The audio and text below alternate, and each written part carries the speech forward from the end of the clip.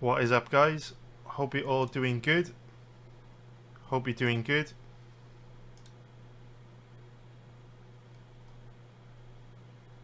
Hope you're all doing great. Let me just get set up here and we'll be good to go.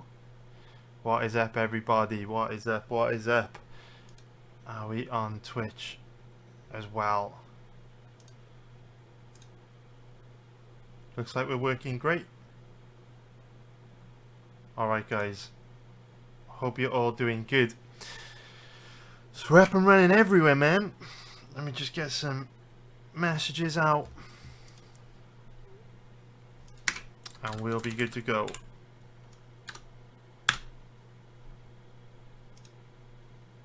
There we go. Alright, guys. Thank you very much for being here. In this live stream, we're going to be researching the fight between Dustin Poirier and Justin Gaethje, which obviously headlines UFC 291 this weekend. An absolutely phenomenal card.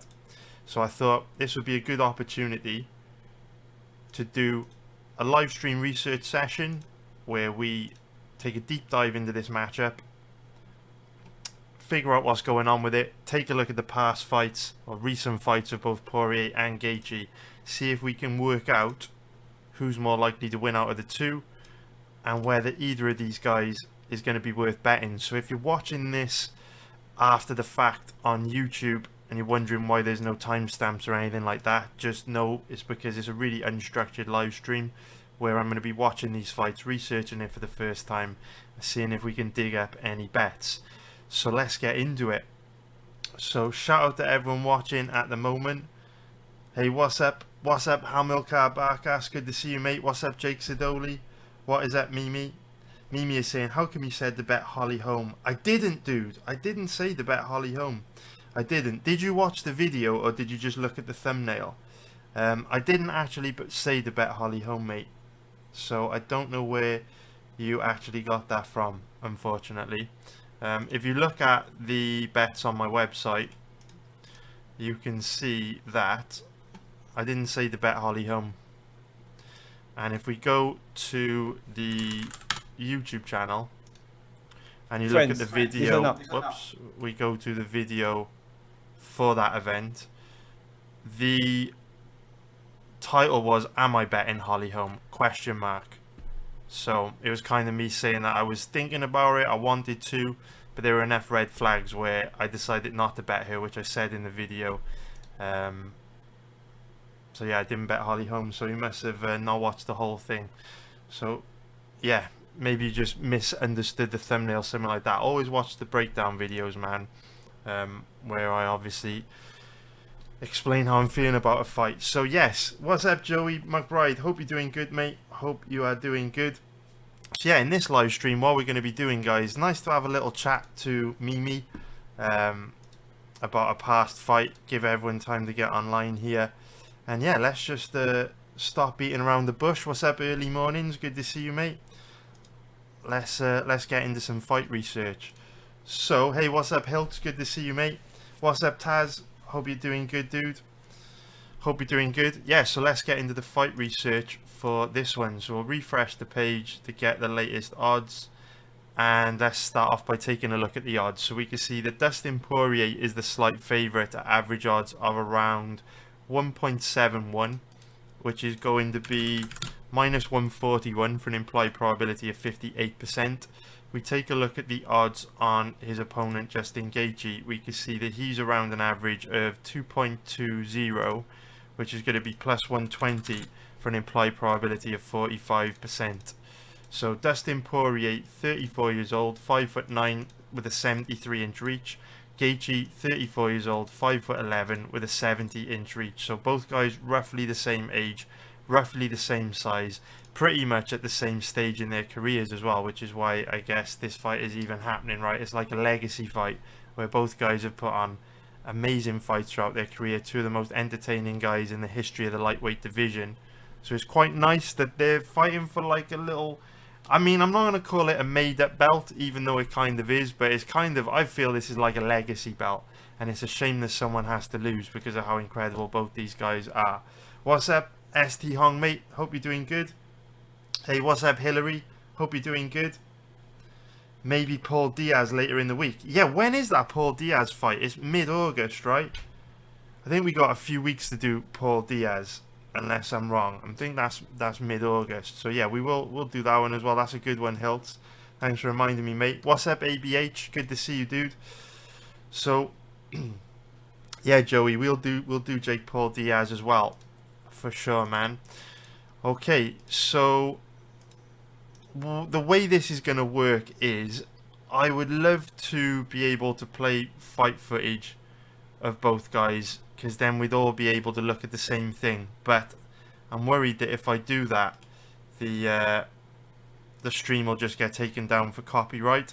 So the way that we're going to have to do it is by using a countdown clock, where we sync up the footage together, watch it together, and then kind of discuss what we've seen after we've watched it.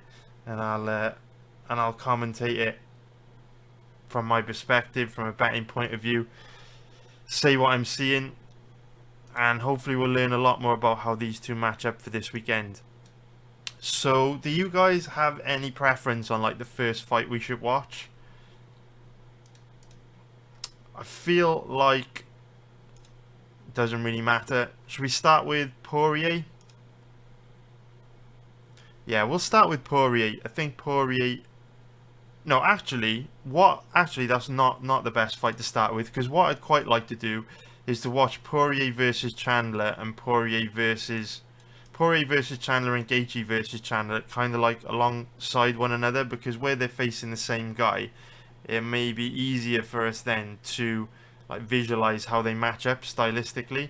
Whereas obviously I know they've also fought Charles Oliveira, but Oliveira versus Gaethje ended very quickly, so that's not going to tell us as much.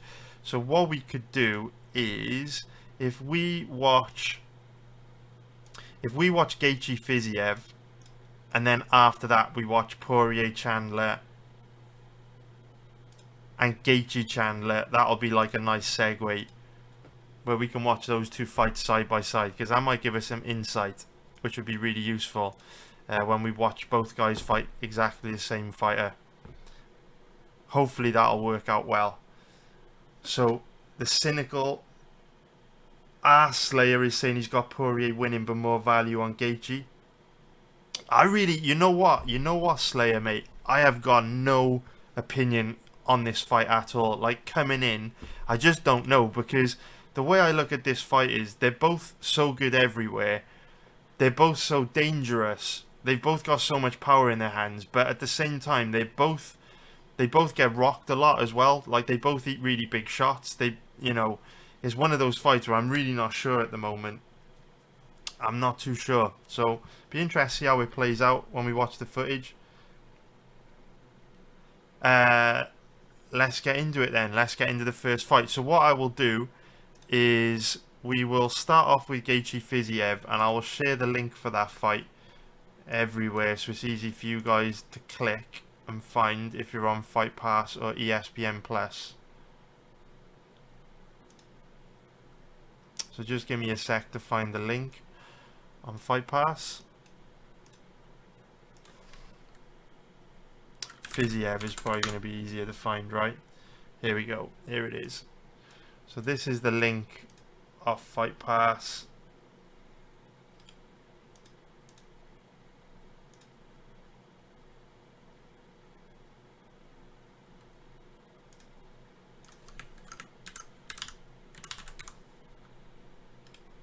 So we'll drop it into Twitch. Hey, what's up, Long Lizard, mate? Hope you're doing good. So there's the link for Fight Pass, and I'll get you guys the link for ESPN Plus now. So what we all want to do is sync this up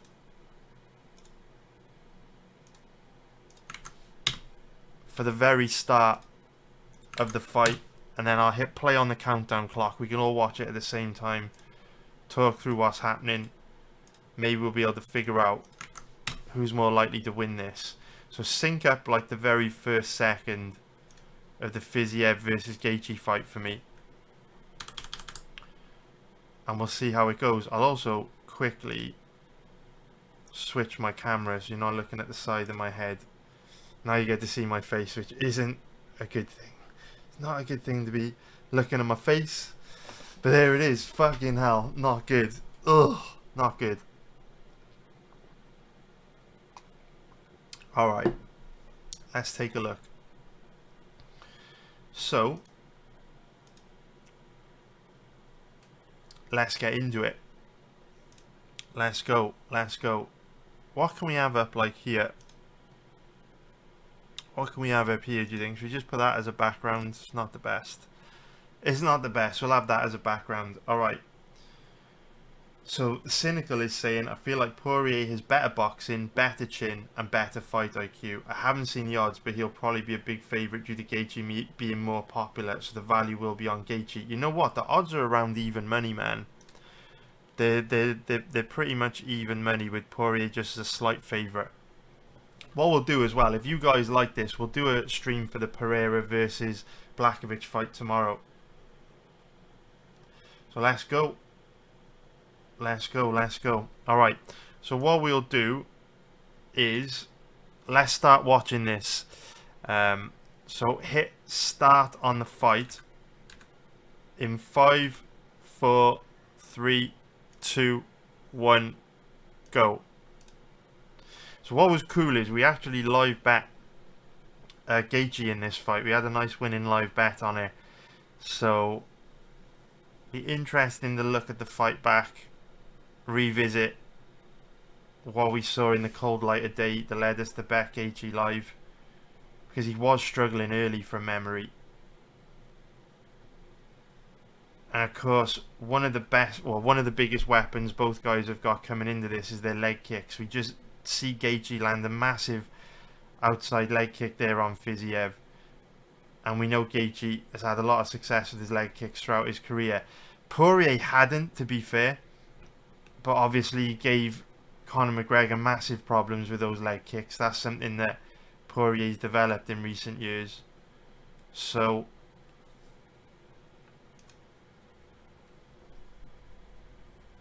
leg kicks could play a big part in this fight.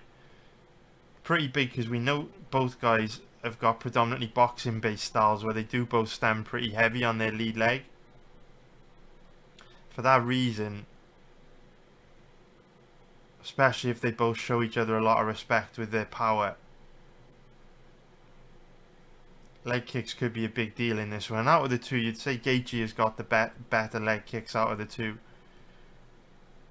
I feel he disguises them better. Obviously we haven't seen Poirier's from the McGregor fights yet, but I feel he disguises them a lot better. And also, he just throws everything into him, man. He really digs in with the leg kicks.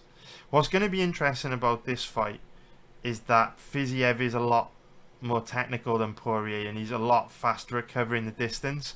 So this is going to be a really good matchup to watch, to gauge where Gaethje's striking defense is at. So far he's looking pretty sharp. You can see Fiziev is struggling to get inside on him and land head strikes. Obviously you're only 2 minutes in though. Fiziev's still going to be finding his range.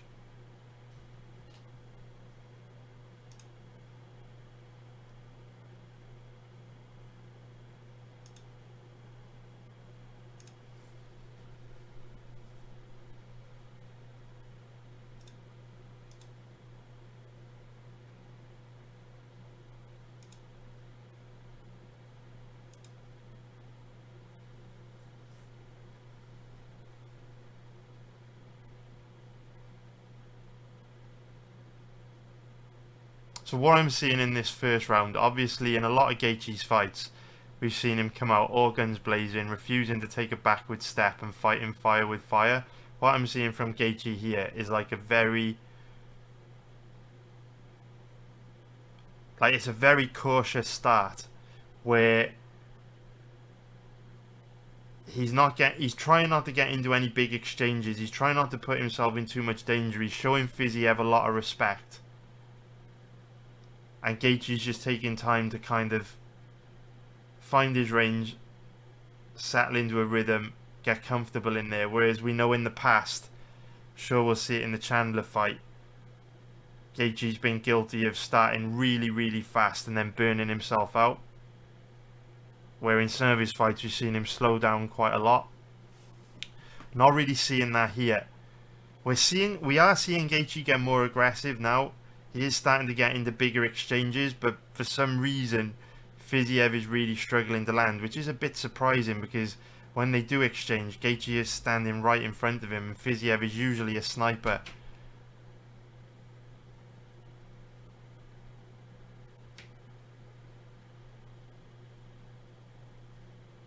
What I thought was interesting about this matchup is that even though both guys slowed down, I think Gaethje's cardio held up a lot better, which you wouldn't necessarily have expected based on how much Gaethje slowed down in some fights in his career.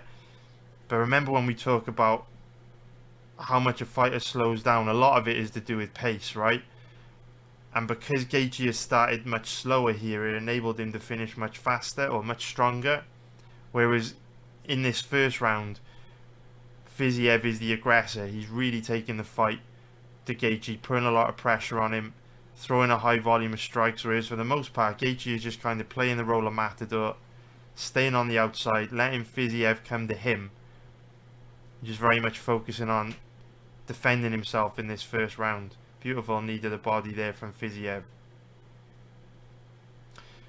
So we haven't seen a whole lot from Gaethje in this first round, apart from what I feel is like a really conscious decision to start slow and not get caught with anything crazy in this first round against a really dangerous opponent. That's quite interesting because obviously the first round of Gaethje's fight against Charles Oliveira was absolutely crazy. It was just an absolute war. So you can see he's kind of coming into this Fiziev fight with a different approach, where doesn't want to get caught with anything crazy like he did in the Oliveira fight. He's trying to fight safer and smarter here against Fiziev. So sync up the start of round 2 for me now, guys. We'll get into this second round where we see Gaethje start to become progressively more aggressive. So sync it up for me. Sync it up, guys. Sync it up. We got a little bit blurry, or is it alright? Seems alright, I think. So yeah, sync up this second round. So the cynical is thinking about betting on the over-under on this one, which I don't know, man. It's a little bit dangerous. What are the odds? It's tricky because obviously both these guys are very dangerous, right? Both have big knockout power. On top of that, both of them do get dinged a lot. We've seen them rocked, wobbled, dropped so many times in their career. I don't actually have the odds on the over-under yet. It's a little bit too early in the week, which is annoying.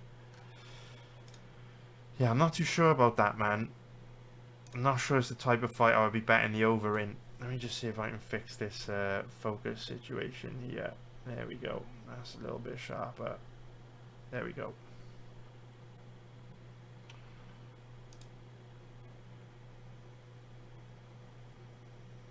Yeah, we'll do the Pereira Blachowicz fight tomorrow. And the cynical just saying that Fiziev found it really difficult to deal with Gaethje's jab. So, let's get into this second round. Let's take a look at it. So let's get it going in 5, 4, 3, 2, 1, go.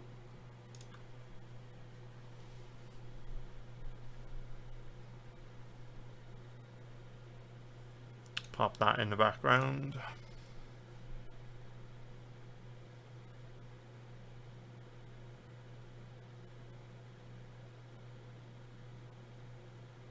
So Gaethje made a conscious decision to start slow in that first round. It'll be interesting to see the contrast between Gaethje's first round against Fiziev and Gaethje's first round against Oliveira. We might watch that straight after this. And I have heard Gaethje talk in interviews quite recently about how he realizes that the style he fought with throughout his career was unsustainable, where he would just come out the gate super hard, super aggressive, trying to kill everyone in round one, with like that kill or be killed style. He kind of realized that he was taking too much damage and it wasn't good for him, and that's why he's starting to focus more on fighting smarter,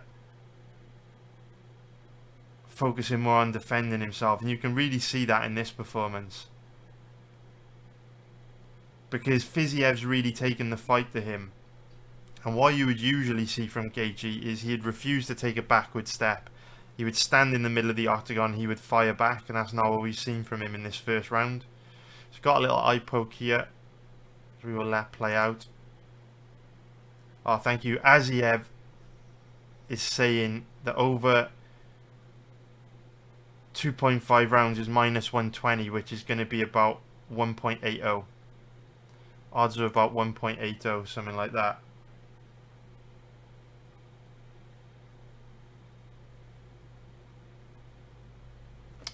Joey McBride bringing up a really good point about the altitude as well, which I completely forgot about.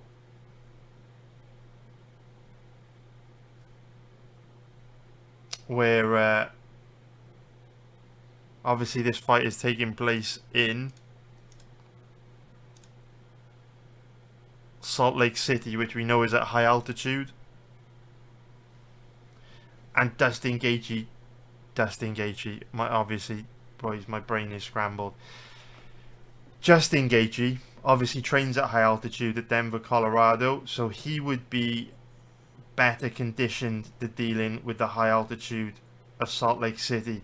Before COVID, the UFC would regularly hold events at high altitude. They don't hold them too often at altitude anymore, with the majority of events being in Vegas.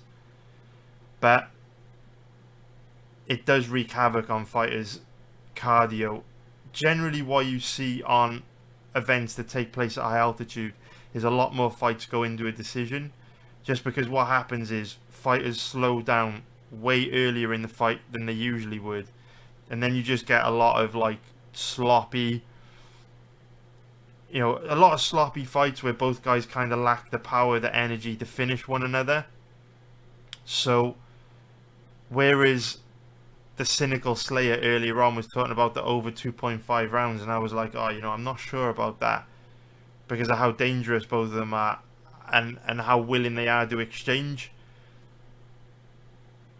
The over 2.5 rounds is more likely somewhere like Salt Lake City at high altitude, so that's not, that maybe not a bad shout. And now we're seeing Gaethje get a lot more aggressive, and when Fiziev comes forward to attack him, instead of, for the most part, him backing up and circling away, he's now standing his ground, starting to let his hands go.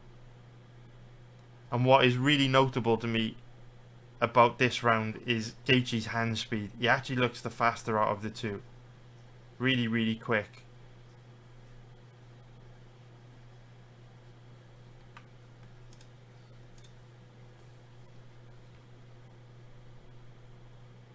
What's also interesting for me is how Fiziev's volume has dropped a lot. I mean, we're only like 7 or 8 minutes into the fight.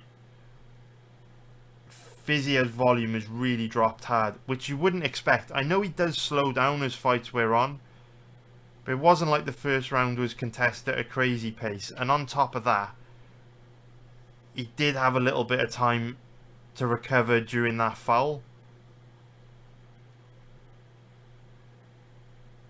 So I really feel it's Gaethje's footwork, his movement, his boxing that's giving Fiziev problems here, and that's why his volume has slowed or has dropped so much.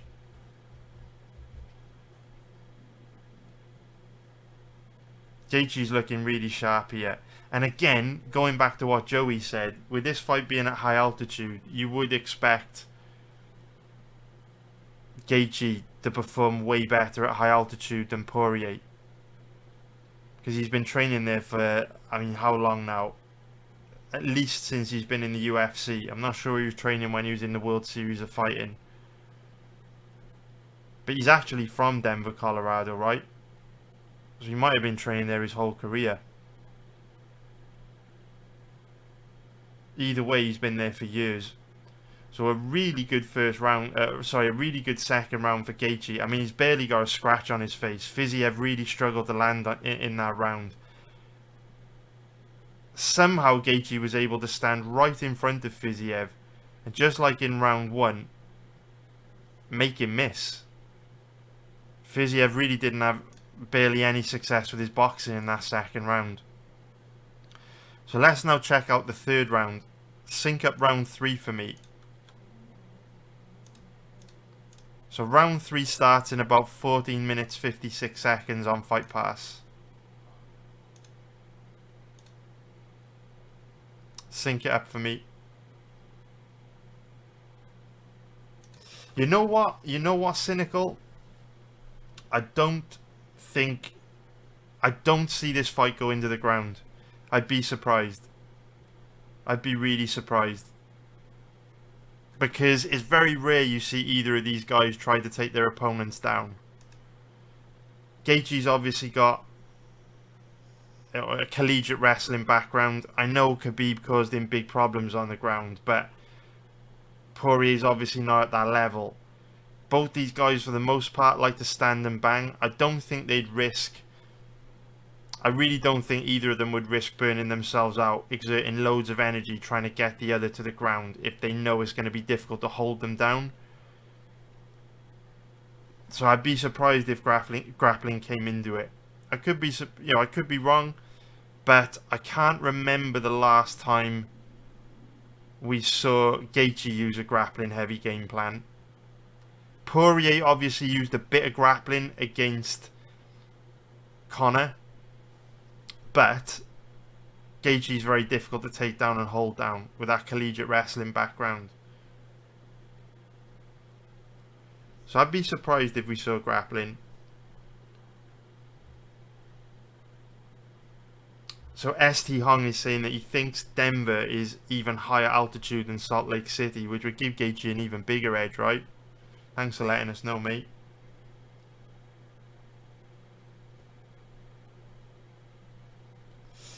Yeah, Joey, I didn't realise how good the Gaethje striking defence was in this round as well. Maybe because I live bet Gaethje in this fight sometime in the second round. So you know what it's like when you place a live bet. You might be a little bit more on edge than usual. Where, you know, in exchanges you're a little bit more concerned for the fighter that you've bet than you would be if you didn't have a bet on the line, where you could kind of just see things for what they really were.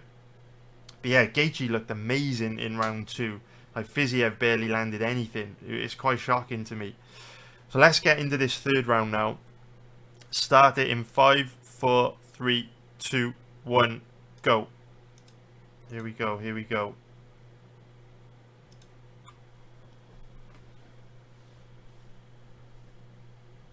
So Gaethje's looked incredible in this fight. It's kind of shocking as well when we know how good Fiziev is. I mean, you could argue that he's a lot more technical and a lot faster than Poirier. You know, Poirier's got like a really traditional boxing style, whereas Fiziev throws a much more diverse range of strikes. He's faster. Perhaps he doesn't have the raw power of someone like Poirier, but you'd feel on the feet that Fiziev is, you know, maybe a more difficult style to work out than Poirier, because he's got obviously a much bigger diversity of attacks that he can throw at you. Whereas with Poirier, for the most part, his style's like very much a southpaw boxer.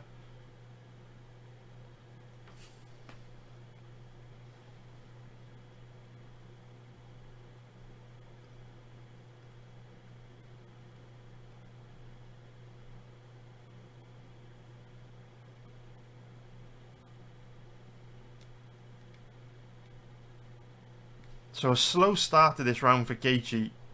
I think Fiziev has sensed that he lost round 2, so you can see Fiziev coming out quite aggressive here at the beginning of round 3, and Gaethje's kind of reverted back to the mode he was in round 1, where he doesn't want to get into any big exchanges, and so he's kind of allowing Fiziev to outwork him a little here. So it's a good start to the round for Fiziev. Wow, so we were literally just saying, look at Dominic Cruz in the background, and we were literally just saying you very rarely see Gaethje. Well, in fact, I can't remember the last time I saw Gaethje use a grappling heavy game plan. He actually shot a double leg there. Didn't get anywhere near it, but then didn't fully commit to it either. And that's probably a sign that he wasn't liking how things were going on the feet. And so he probably thought, well, RDA had a little bit of success with grappling against Fiziev. Maybe I'll try my luck. If he's tired, might be able to catch him by surprise, get him down, but Fiziev was ready for it. So as we approach a midway point of round 3, Gaethje's kind of struggling here. Fiziev is outworking him by a decent margin. Gaethje hasn't had the same success he had in round 2. But what is very notable to me is when I say Gaethje's struggling, what I mean is he's struggling to land, but he's not actually taking much damage. Again, defensively he looks brilliant. He's just able to make Fiziev miss. Like, Gaethje's barely got a scratch on his face. When you look at Fiziev, he's taking a ton of damage. Big right hand there from Gaethje. So yeah, even though Gaethje hasn't been able to score too much in this round so far, defensively he looks brilliant. And he looked brilliant throughout the entire fight. Been very, very difficult for Fiziev to land anything clean. And now, in the business end of the round, we're starting to see that momentum swing in Gaethje's favour, where he's landed that nice right hand. Now he's starting to pick the pace up and chip away at Fiziev. And now you're starting to see Fiziev's volume dip a little bit because the jab of Gaethje is disrupting him. Fiziev's, volume is dipped as he's getting more tired as the round goes on. And Gaethje's starting to pick the pace up on him to try and finish the round strong. Which is important, right? We have a beautiful uppercut on the inside there because we know what the scoring criteria states. Immediate impact outweighs cumulative effect. So great work here from Gaethje towards the end of this third round.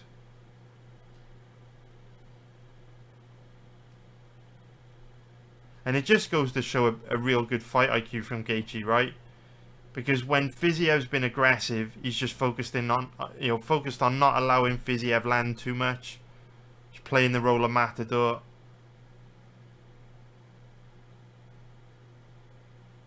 But towards the end of each round, he's made a point of picking things up to leaving an impression on the judges' scorecards. You can see the damage on Fiziev's right eye that Gaethje's been able to cause off that jab. Really good performance from Gaethje. And do you know what else is notable to me? He hasn't slowed at all. As we know, Gaethje does slow from time to time, but he just hasn't slowed down here. And a beautiful reactive double leg. You know what this fight is showing me? This fight is showing me exactly what Gaethje's talked about in some of his recent interviews, where he's spoken about understanding that his style of fighting in the past throughout his career is unsustainable, where he gets into these crazy wars and takes a load of damage. He's openly spoken about how he wants to fight safer, smarter, and you're really seeing that here. That was a really smart performance. Didn't really put himself in too much danger, didn't really get into many big exchanges, barely took any damage, but did exactly what he needed to do to win. So I'm really impressed with Gaethje there. I think that's a brilliant performance. He did really good. Really, really good. Yeah, yo, Joey, man. So Joey is asking about the Davy Grant decision. It's just awful, mate. It's like, if it's a terrible decision, man. So the way I scored Davy Grant versus, luckily I didn't bet the fight, so I didn't lose any money on it. But obviously I was live betting it, so I was hawk-eyeing everything that happened throughout the Davy Grant fight, and it was a competitive fight. But I feel the correct score on the fight was 30-27 Grant. It was one of those fights where every round was close, every round was competitive, but Davy Grant did outstrike Marcos in every single round. And you know what I think happened? You know what I think happened? I think the thing that happened that cost Davy Grant, we switch back over here, was exactly what happened to him when he fought Adrian Yanez and lost the split decision. Because I was live betting the Yanez versus Davy Grant fight as well, and I scored that fight for Davy Grant. I felt that was a pretty bad decision. But the problem Davy Grant has got is because he's 37 years old, because he's been in loads of wars, he's got loads of scar tissue on his face, so he cuts really easily. So Davy Grant's run into the same problem now against Adrian Yanez and Daniel Marcos, where Yanez and Marcos got outstruck, but because they're younger, fresher, haven't taken as much damage throughout their career, they weren't wearing as much visible damage, whereas Grant was, you know, badly busted up in both fights, and I think that's what went against him. Yeah, if you look at MMA decisions, and we look at the Grant decision, pretty much everyone scored the fight for Davy Grant. It was awful, awful, awful. And what was also pretty cool, like I say, the way I scored it was 30-27 Grant, and a lot of people get triggered when they hear someone score a competitive fight 30-27 or a close fight 30-27. But obviously rounds have to be scored individually. So while this was a really, really close competitive fight, you can still score a 30-27 Grant, because ultimately he won every round. He might not have dominated any of the rounds, but he did certainly edge Marcos in every single round. He slightly outstruck Marcos in every single round. That's why I went 30-27 Grant, to the extent that it was a weird fight, because even though Marcos didn't actually, if you go back watch a fight, even though Marcos didn't really land that many head strikes, Grant was still wearing a lot of visible damage, which I think is what went against him, which is absolutely fucking brutal, because it's the second time that it's gone against Grant. Pretty brutal. It was a bad decision, man. A really fucking bad one. Fortunately, I didn't lose any money on it, because the odds were just not in a place where I could live bet either guy. So fortunately, I dodged a bullet on that. I only had one live bet on Saturday on Leroy Murphy, so I only made like a unit of profit on Saturday, but I was very, very, very, very, very, very tempted to bet Davy Grant live. Fortunately, I was able to dodge a loss, because the odds were just too steep on Grant to pull the trigger, because obviously the betting sites thought Grant won as well.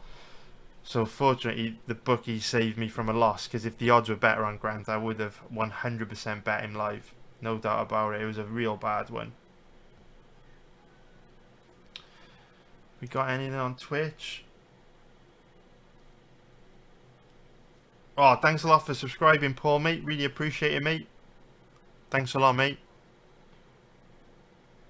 So Ben Holden is saying, I'll take Poirier in this just because of the southpaw factor. You know what? I feel like every time we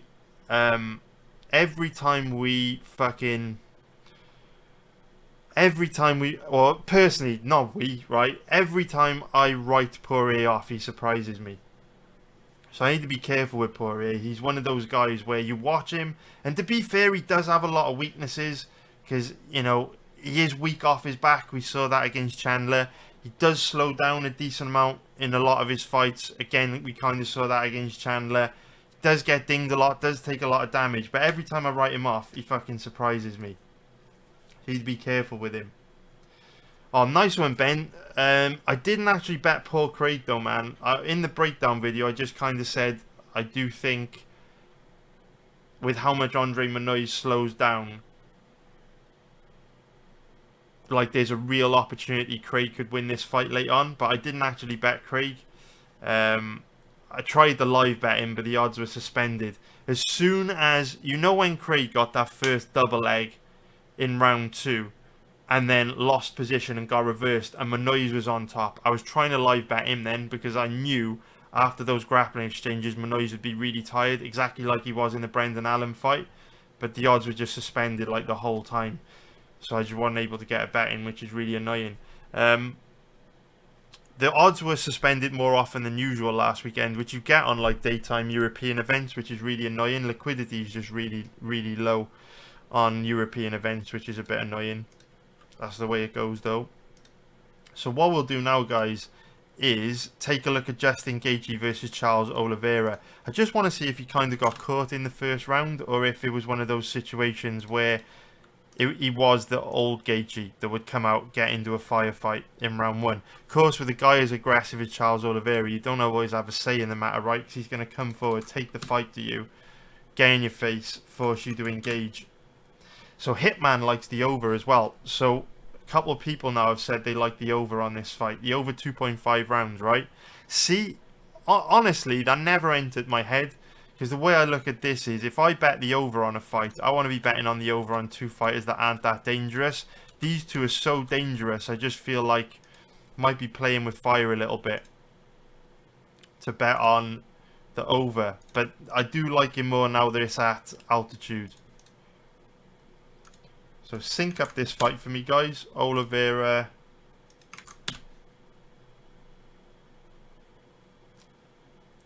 and Gaethje. So on Fight Pass, round one starts at about 3 minutes 57 seconds. That's 3 minutes 57. What we'll do as well, guys, we'll do a research session for Blachowicz Pereira tomorrow. See if we can dig up anything there. To be honest with you, I do think, obviously I don't want to talk about that fight too much now because we're going to get into it tomorrow, but I do think Pereira could cause him big problems. I do think this could be a really good stylistic matchup for Pereira. For me, Blachowicz kind of...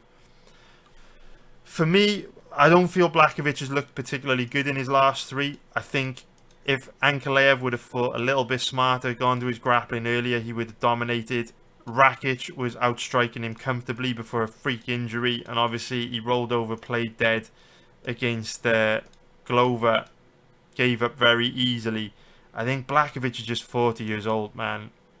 And Father Time's undefeated. You know, I know Pereira's no spring chicken either, but there's a big difference between being in your mid-30s and being 40 years old in the UFC. So I just feel like Blachowicz is old now, man. I'd be surprised. These old guys find ways to lose. We talk about it every week, you know what I mean? So I think it could be a good fight for Pereira, but we'll get into it tomorrow, man. We'll get into it tomorrow. But we'll do the stream about the same time if everyone's up for it. So yeah, let's get this Oliveira versus Gaethje fight going. Start it in 5, 4, 3, 2, 1, go. And it's chaos, chaos, chaos, chaos. So after this, we'll watch Poirier Chandler. And that'll be a nice way segueing into Gaethje Chandler too.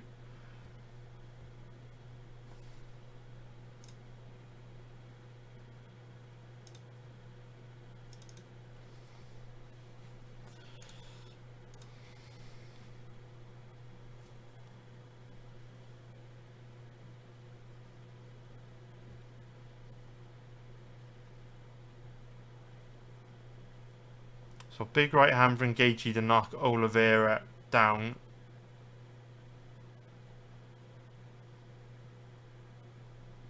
So what I am noticing in this fight is a completely different approach from Gaethje to the Fiziev fight, where if you look at what he's doing here, every time Oliveira is coming forward and attacking him, Gaethje is standing his ground, planting his feet and trying to fire back in the pocket. He's not taking a backward step. In the Fiziev fight, in that first round and the beginning of round 3, whenever Fiziev would come forward to attack him, he would counter if he was moving backward, or he would just kind of circle away. Whereas here, I mean, look at these exchanges here. We didn't really see Gaethje do this in the first against Fiziev that much. Look now. Every time Oliveira lands a shot, Gaethje's immediately trying to get it back. This is like the old Gaethje, and I'm wondering if he's turned a corner where he's going to be a lot more conservative from here on out, because it worked great for him against Fiziev. Like, look at this, he's literally just stood in front of Oliveira, playing rock'em sock'em robots, throwing these big wide hooks. Didn't really see that against Fiziev. And again, we have heard him talk in interviews recently about how he realizes that his crazy style is just not sustainable. And it'll be really interesting to see his approach to the Chandler fight as well, because my only memory of the Chandler fight was that it was a crazy war. But again, it'll be interesting to see whether that was because Chandler was so aggressive that he forced Gaethje to exchange, or if Gaethje did what he did here against Oliveira and just chose to stand his ground and fire back.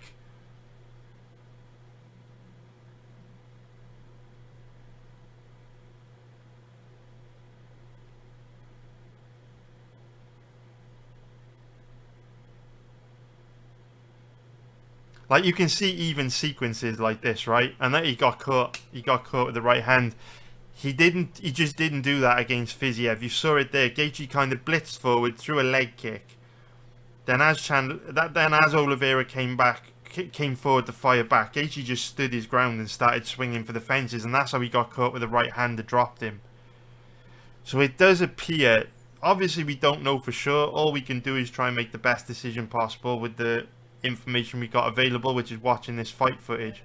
It does appear that we may be seeing a bit of an evolution in Justin Gaethje, where he's kind of learned from this Oliveira fight that where he's going up against these top lightweights, any one of them is dangerous enough to finish anyone else in the division, right? If you go toe-to-toe with Oliveira or Poirier or Fiziev, Makhachev, it doesn't matter who it is, only takes one shot to land and you're in a lot of trouble. And if you're going to stand right in front of your opponent and play rock'em sock'em robots, you're giving them more of an opportunity to land that big shot. So perhaps Gaethje's learned that with his style, he's quite often putting himself in coin flip situations where he can be caught, and his entire career or title run can come down to the flip of a coin.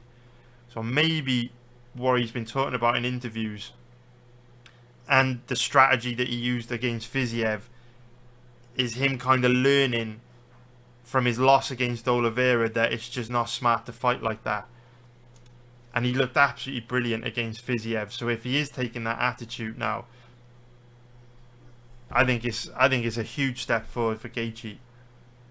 It's all speculation though, right? All we can do is kind of try and work things out based on what we're seeing. So Aziv is saying that he likes Jan Blachowicz a lot in the Pereira fight because he thinks he can be competitive with Pereira striking and then obviously use his grappling to cause Pereira big problems. Which is possible, man. So what we're going to do now is we will watch Poirier versus Chandler, and then that'll be a nice way of flowing into... Do you know what? Actually, let's not do that. Let's mix things up a little bit. Let's watch Poirier versus Oliveira,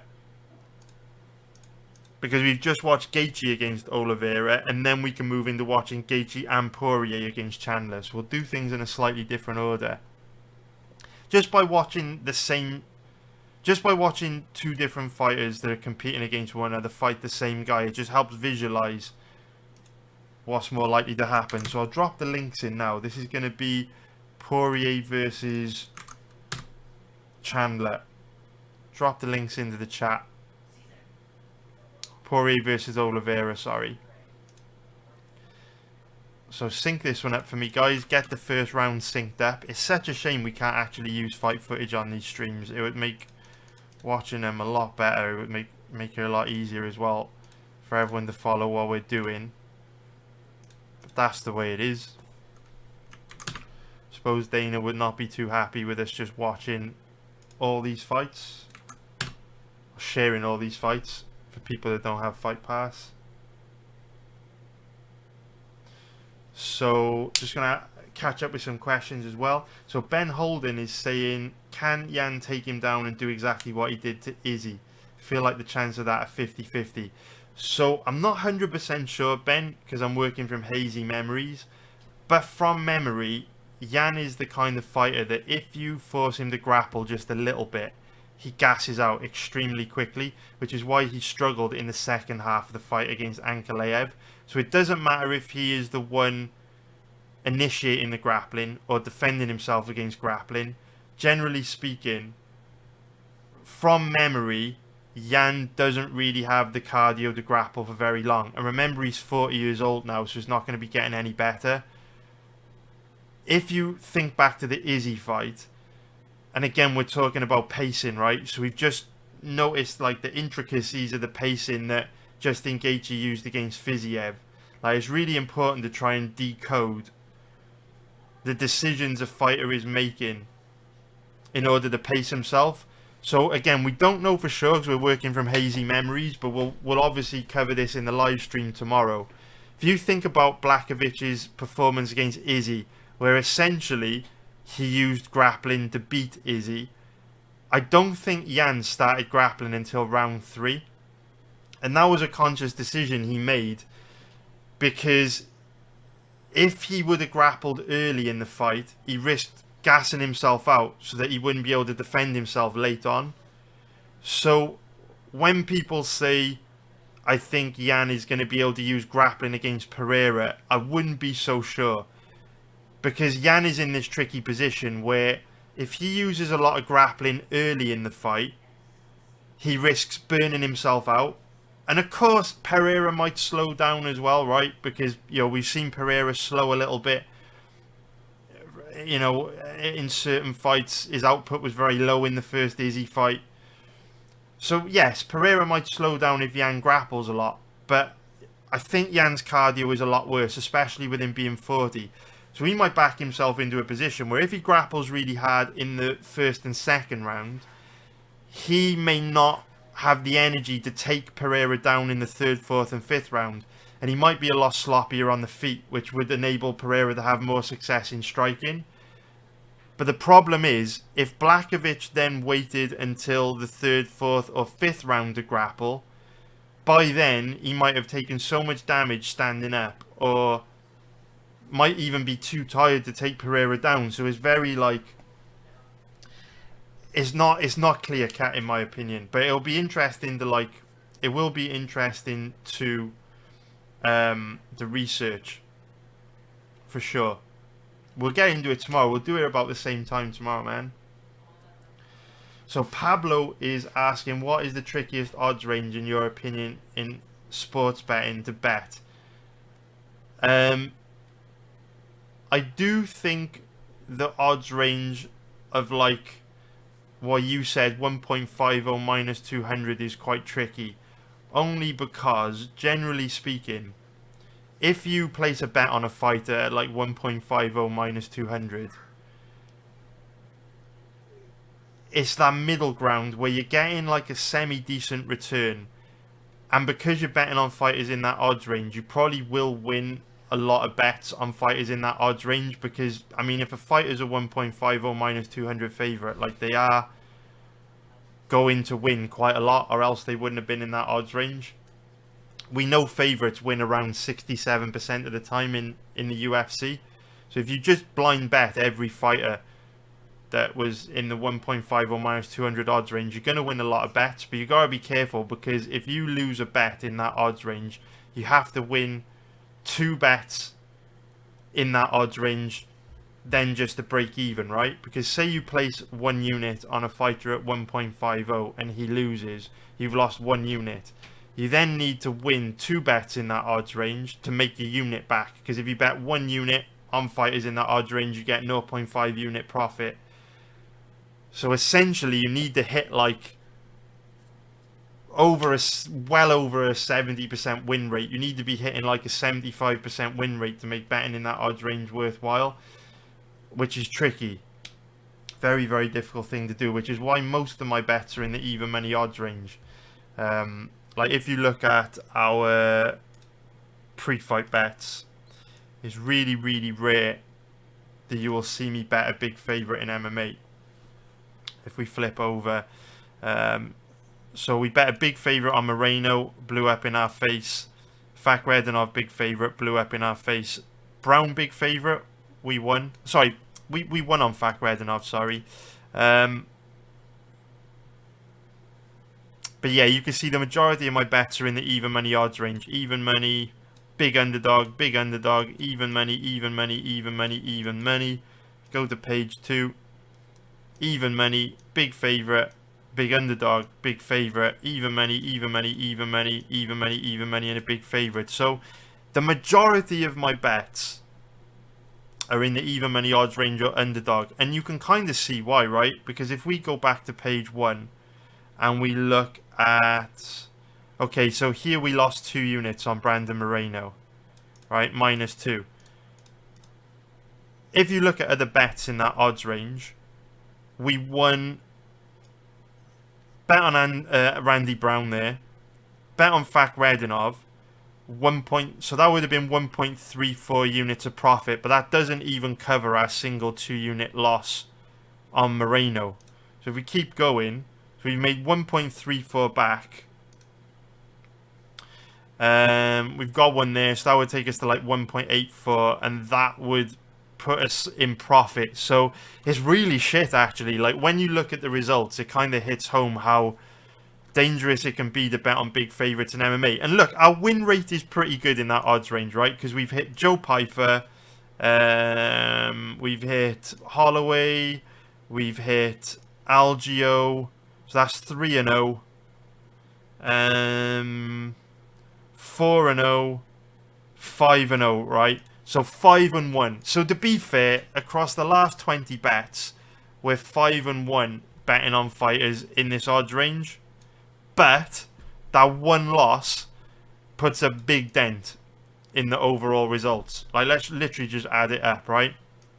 So let's work out what overall profit was from going 5-1. So we go 0.5 plus 0.84 plus 0.5 plus 0.55. I don't think I'm missing any. 0.55. It's right, isn't it? I think. Yeah? 2.94. Take away 2. So yeah, it's pretty shit. We literally placed 6 bets to make 1 unit. And we had to hit 5 winners for our 1 loss. Like, if we place a bet on another fighter in this odds range this weekend and he loses, over our last 7 bets we'd be at a loss, even though we would have only lost 2 bets. So it is a dangerous odds range to bet, because you have to win a lot to make up for your losses. So generally speaking, I only bet in this odds range if I'm like really confident a fighter will win. And generally speaking, something really unpredictable has to happen for me to lose a bet in that odds range, because I only pull the trigger in that odds range where I'm like super confident. Which is why we went 5-1. Because it takes a lot for me to fire a bet in that odds range. Whereas when it comes to big underdogs, I'll be a little loosey-goosey. I'll have a gamble on Aldana, no problem. Because I know I'll go and win on fighters like Jazz Duvicius, Pedro Munoz, and I don't have to win many bets to cover, a high risk gamble on Aldana, right? Because if you look at it, if you look at the big underdog bets over the last 20, we've had Jazz Duvicius, we've had Pedro Munoz, which came to 4.25, right? And then take away our unit on Aldana, still at big. So the thing is, what's really funny though about how people work is, I placed this bet on Irene Aldana weeks ago, and every single YouTube video I put out, people are still making fun of me for placing for betting on Irene Aldana, because she got absolutely dominated. What you have to understand about betting fighters in this odds range is, if it was super likely they were going to win, they wouldn't have been a big underdog. So generally what you see with fighters in this odds range is a situation where they have a clear and obvious path to victory. The majority of people in the betting market aren't weighing correctly. So for example, when you research the fight between Gaethje Vicious and Miranda Maverick, it was clear that Gaethje Vicious had a huge advantage on the ground over Maverick. But people thought Maverick was a better grappler than she actually was. So they assumed Gaethje Vicious would struggle in the fight. But if you watched the footage, you would have seen Gaethje Vicious was more than likely going to be able to use a grappling heavy game plan to dominate, which is what she did. The problem is, if Gaethje Vicious chose not to grapple, or wasn't able to grapple, and the fight stayed standing, she would have got absolutely dominated on the feet, right? Maverick was causing her big problems early. Gaethje Vicious only had success with striking later on in the fight, because Maverick was worn down from all the grappling. So the problem with bets like this is, you either look like a genius or an idiot, because either the fighter you've bet gets absolutely dominated, where that small part of victory they had that you bet on doesn't play out, which was the case with Aldana, or in the case of Gaethje Vicious and Pedro Munoz, the path of victory you identified does play out and you hit a decent sized winner. But the reason why I like bets in this odds range is because they're way more forgiving. With the Moreno bet, for example, we had to go 5-1 just to make 1 unit because of that Moreno loss, eating into our profits. With the Aldana loss, we only had to go 2-1 to make, you know, treble the money we risked on Aldana. So I do like to bet big underdogs. Problem is, like we just said, generally speaking, if a fighter's a big underdog, they're pretty likely to lose. So it's hard to find big underdogs that have got a decent shot of winning. But if you're super patient, they do pop up from time to time, just not easy to find them. Just gotta be really selective, which is tricky. So yeah, those 1.50s, man, they're tricky. Nice one, MMA Wiz. Thanks a lot, mate. Really appreciate it, man. So let's switch back over to this camera. Just go through some more comments.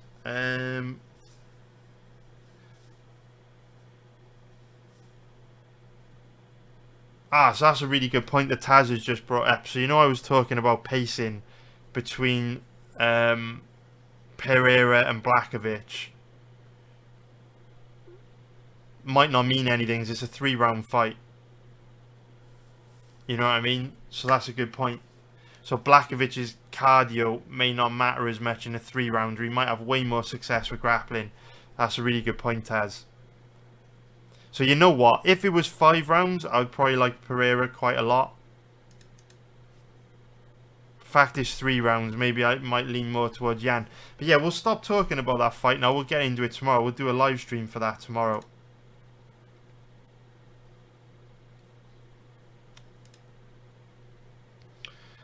Alright, let's get into this next fight. Like Hamilcar says, I need to shut the fuck up. Thanks for the reminder, Hamilcar, mate. You are right. Need to shut the fuck up. Get on with this fight research. Alright, so let's get into it then. Poirier versus Oliveira. Let's get into it, man.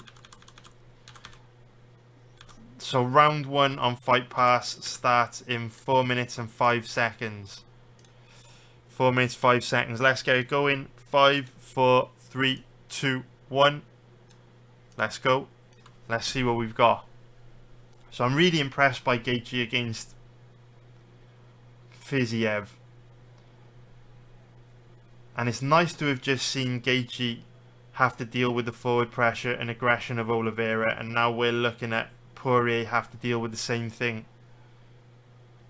So what I'm noticing straight away, just literally in the first 20 seconds, is Gaethje's hand speed is a lot faster than Poirier's. And it's important to bring that up now, because it's right at the start of the fight, where your hand speed should be at its quickest, right? Because you know your arms aren't tired by this point.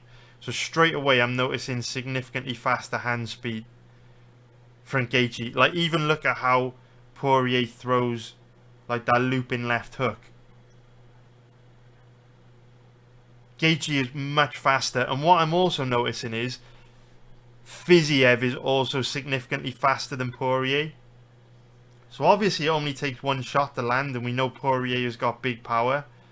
But if Fiziev was struggling to land on Gaethje with how fast Fiziev is, Poirier may really struggle. Are you guys seeing that, or am I going crazy? Like, Poirier is like notably slower than Fiziev and Gaethje, right? Or am I imagining that? Let me know, guys. It's just his hand speed just seems pretty slow and sluggish here, and we're only a minute in.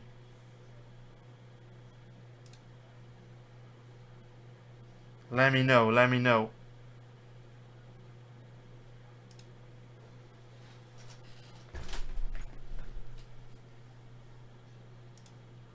Sorry, guys. Fucking camera's fucked. There we go. So Oliveira on a deep body lock here. Poirier's trying to defend with the overhook. Oliveira literally tried to pull guard, pull him on top of him. Now they're back up against the cage. Oliveira, really nice work in the clinch with that knee to the body.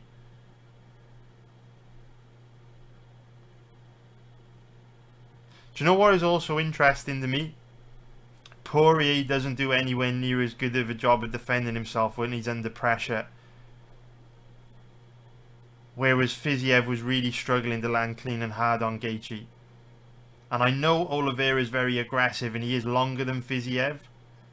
But I'm not sure if Oliveira is as fast as Fiziev.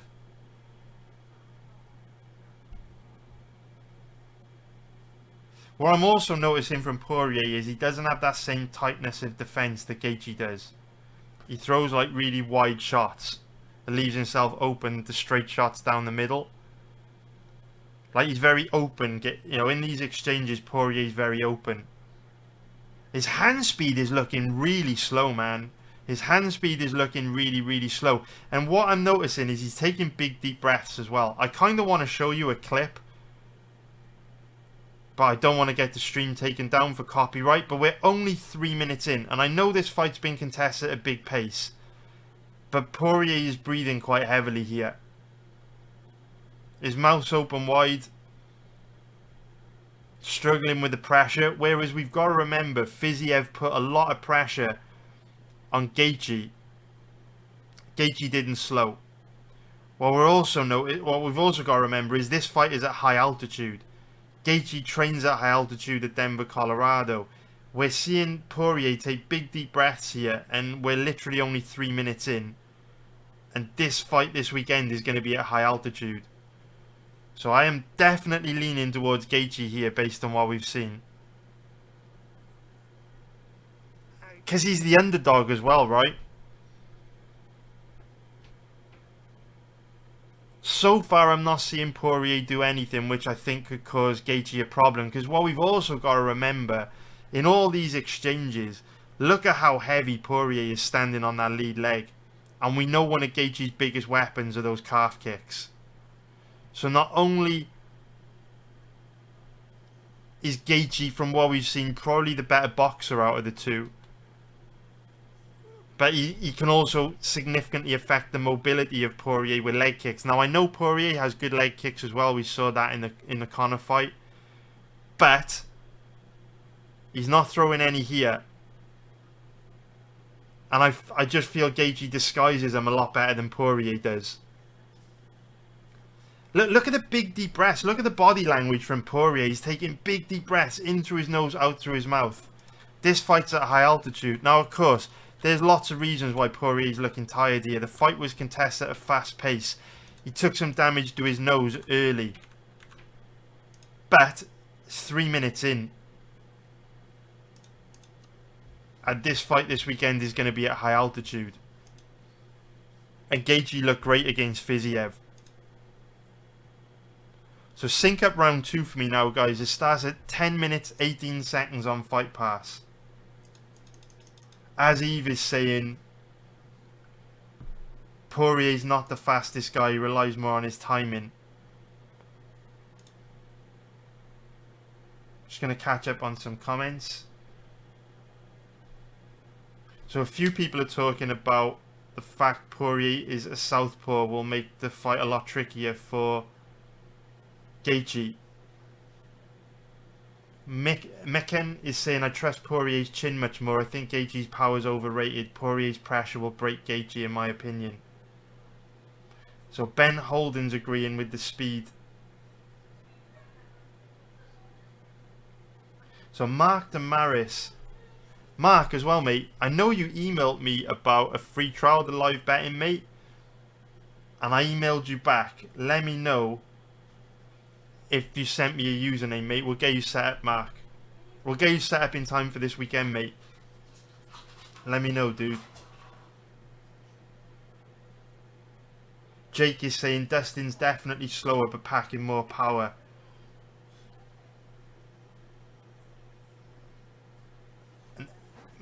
M. Ken is saying Chandler was out leg kicking Gaethje in the first round. We'll see that soon.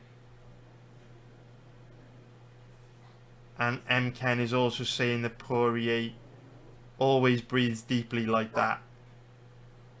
He was doing it against McGregor too. The thing is,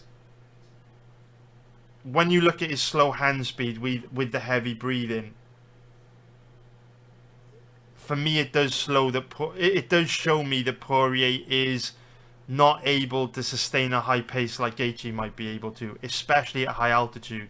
Because if his hand speed is slowing and he's breathing heavy after 3 minutes without the altitude, imagine what the altitude might do to him, you know? So anyway, let's get into this second round. Let's get it going in 5, 4, 3, 2, 1, go. Let's go, let's go. Gotta be honest, guys, Gaethje at underdog odds, I am starting to think about betting him. Mainly because I rate Fiziev's striking extremely highly. Like, I think Fiziev is like top tier. When you look at his speed, his diversity of attacks. I mean, for the most part, I know Poirier is a heavy-handed southpaw, but he doesn't really throw many kicks, doesn't really throw many knees. When you're dealing with Fiziev, you've got to worry about head kicks, knees to the body, body kicks. You've got to deal with all kinds of different, combinations that even mix up Fiziev's boxing and kicks.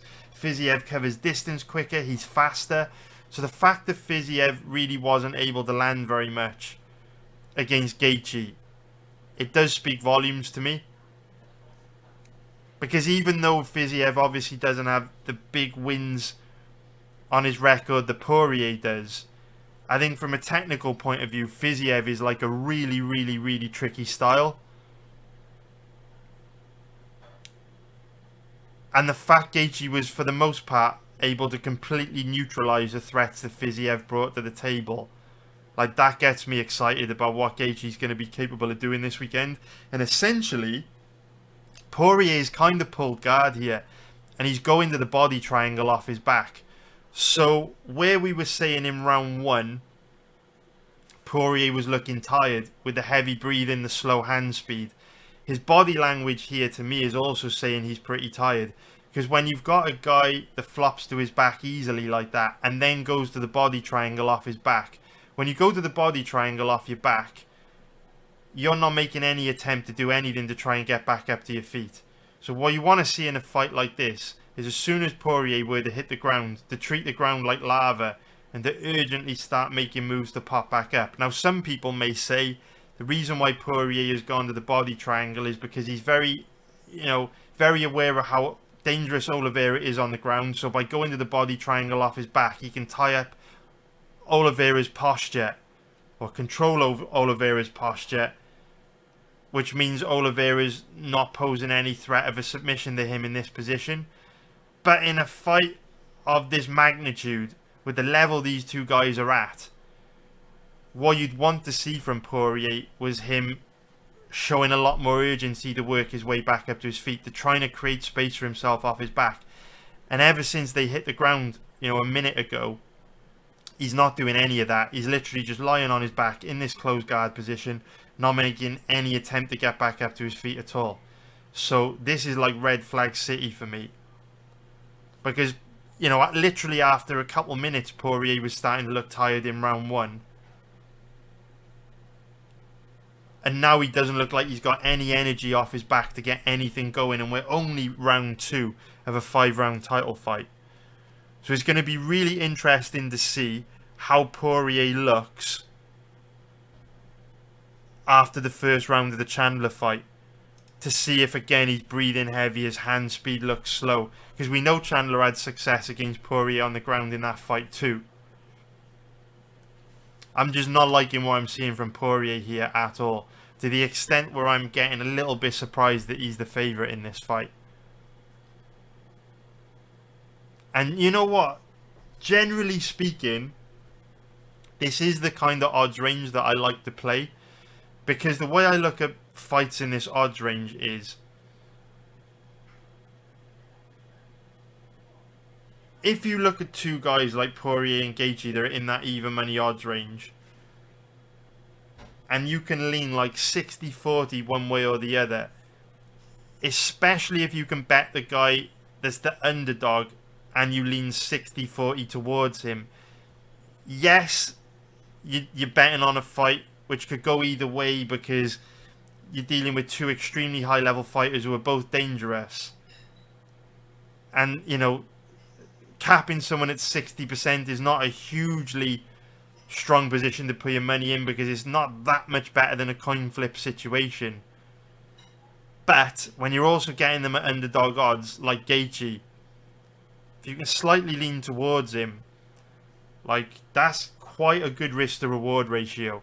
And like I say, if you look at my past bets, this is the range that I like to play in, where you've got two guys in that even money odds range, and you can just identify one having, you know, that slight edge, which could be the difference between winning and losing.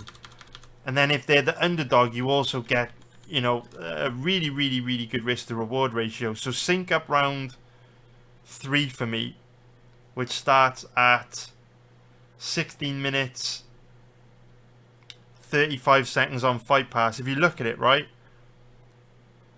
Hooper, great example. Slight dog, lean towards him like 60-40. Bailon Muhammad, another good example. Lucas Alexander, another good example. I do like playing this odds range a lot. I feel I have a bit of an edge there. And like I say, I'm going to lose a lot of bets in this odds range, because ultimately I'm betting on competitive fights. But if you can lean like 60-40 one way or the other in a competitive fight, not a bad spot to put your cash. So let's get this third round going. Let's go in 5, 4, 3, 2, 1, go. So I don't like what I've seen from Poirier in this fight at all. And I'm looking forward to seeing how he looks against Chandler, because we know that was a fast-paced fight as well. But just the body language of Poirier really early into this one has been that he's looked quite tired. Very slow hand speed. Sluggish. Whereas there was a speed, a sharpness to Gaethje against Fiziev. And I do think Fiziev is potentially a much trickier puzzle to solve than Poirier, because of his speed and diversity of attacks. So Poirier obviously finds himself in another bad position here early in this round, where he's given his back up.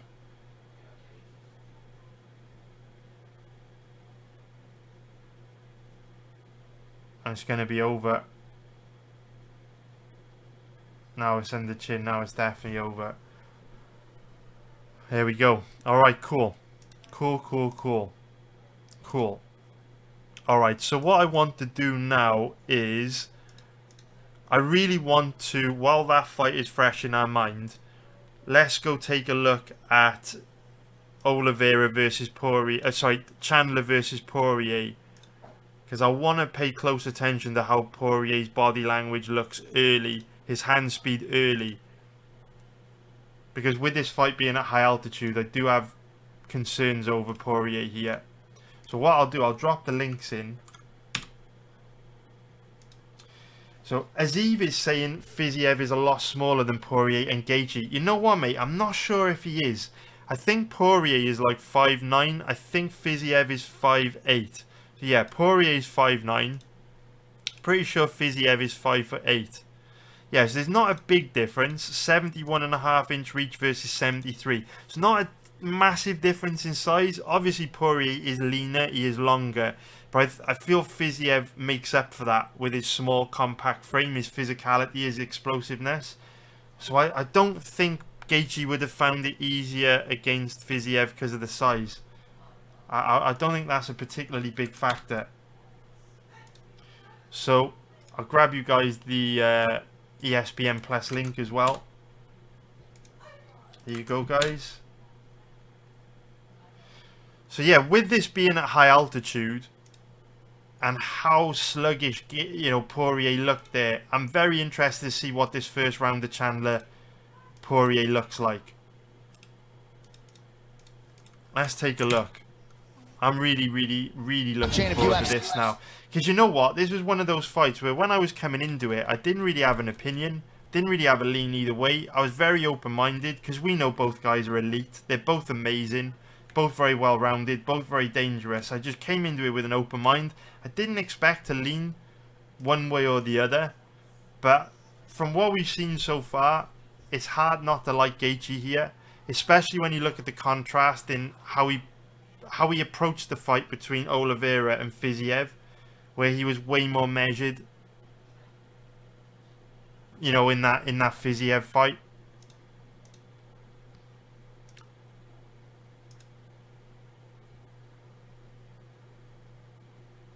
So I'm just going to catch up on some comments. What's up, Nick Rodriguez, mate? Hope you're doing good.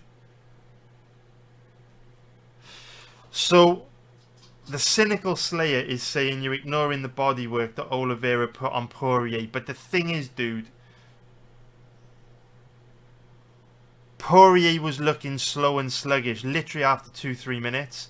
There was bodywork, there were knees to the body, but there wasn't a massive amount of bodywork. I wouldn't expect a top tier elite fighter to be looking that sluggish after just 3 minutes. Even with some bodywork. You'd expect him to keep a better poker face than that. That's the way I would look at it. You know?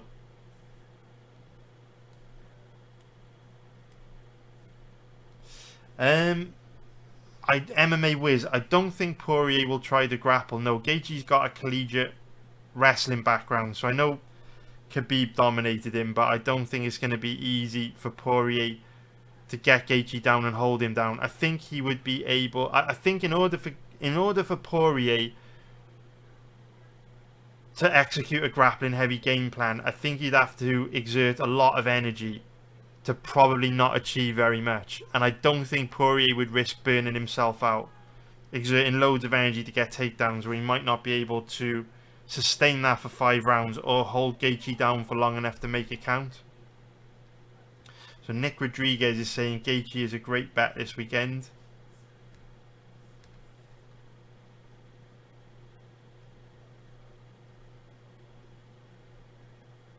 Yeah, some people talking about the doggedness of the two of them as well. They're both absolute warriors, right? They're both absolute dogs. Both tough as nails.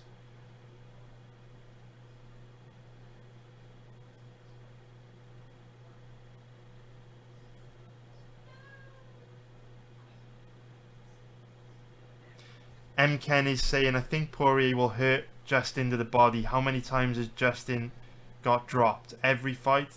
Even Ferguson dropped Gaethje. This goes back to what we were saying at the beginning of the stream, though, where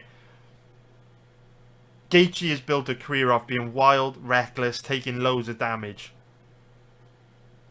And that kind of cost him against Oliveira, right? Where every time Oliveira came forward and attacked him, he stood his ground, he fired back. He got into big exchanges, he played rock'em sock'em robots. He didn't do that against Fiziev. He showed Fiziev the respect he deserved. Didn't get into any big exchanges. Played the role of Matador, just chipped away at Fiziev and was really smart. When you look at the contrast in those performances, and it'll be interesting to see if he used a wild, reckless style against Chandler like he did against Oliveira. But what's really interesting about the difference in the approaches to those two fights is how in interviews recently, Gaethje has literally come out and said he realizes that he can't fight like he used to. He can't get into these crazy wars because it's unsustainable. He takes too much damage. And Gaethje himself has said, these days I'm fighting safer and smarter. And you could really see that against Fiziev. And it's really notable to me.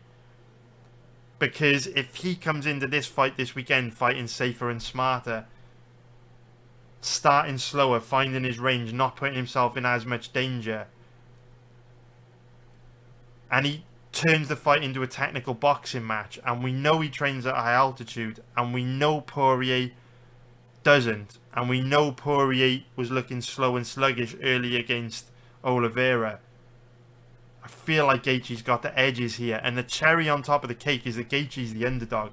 Now, it doesn't mean Poirier can't come out, catch Gaethje with a big shot and knock him out. That could definitely happen. But based on what we're seeing in the footage, I am feeling like it's more likely Gaethje wins. So far, we've still got a lot of fights to watch though. But so far, I'm liking what I'm seeing. So a lot of people are talking about the bodywork of Oliveira contributing to how sluggish Poirier was looking. It's a fair point, but for me, all that would mean is one of two things. Poirier is very susceptible to body work, and if you go the body with Poirier, he's likely to slow down a lot. Like, who's to say Trevor Whitman and Gaethje wouldn't have looked at that fight, attributed the Poirier slowing being down to the body work, and we see Gaethje do some body work in this. You know what I mean? For me, whichever way we try to dress up the fact Poirier slowed, we can't ignore the fact he did slow after 3 minutes. It'll be interesting to see how he looks against Chandler. You know what I mean? It'll be interesting to see, man. Jake is saying Fiziev is a much tougher matchup, I think. Justin executed as a decent underdog. I think if he fights smart again, he's a decent bet. I'm agreeing at the moment, mate, for sure, Jake.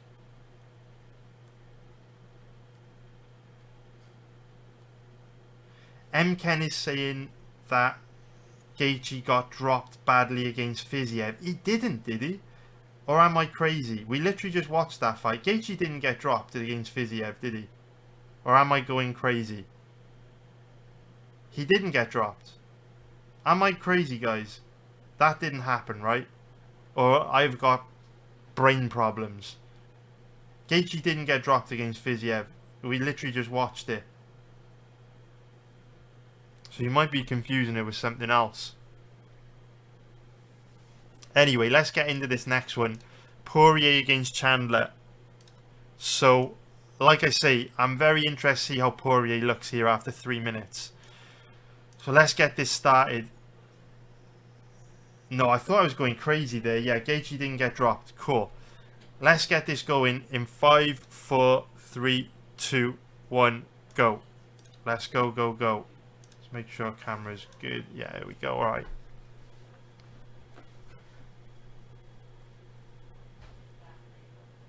So obviously, Poirier was under a lot of pressure early against Oliveira. Oliveira forced Poirier to sprint from the first second. Definitely took his toll on Poirier. And like I mentioned this a little bit in the Oliveira fight, something else that also really sticks out to me is that Poirier does fight a lot heavier on that lead leg, whereas Gaethje's much lighter on his feet and often in a square stance. But with how heavy Poirier stands on that lead leg, he is going to be susceptible to leg kicks, and we know Gaethje's got some of the best in the division. We also know Poirier was completely immobilized a very, very long time ago against Jim Miller. So it's not like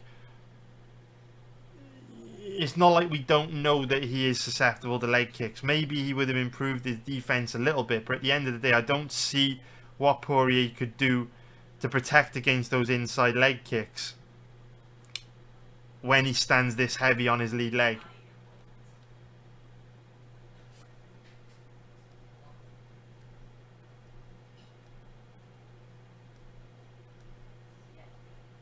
What we're also seeing here, which is interesting, is obviously Poirier is a southpaw.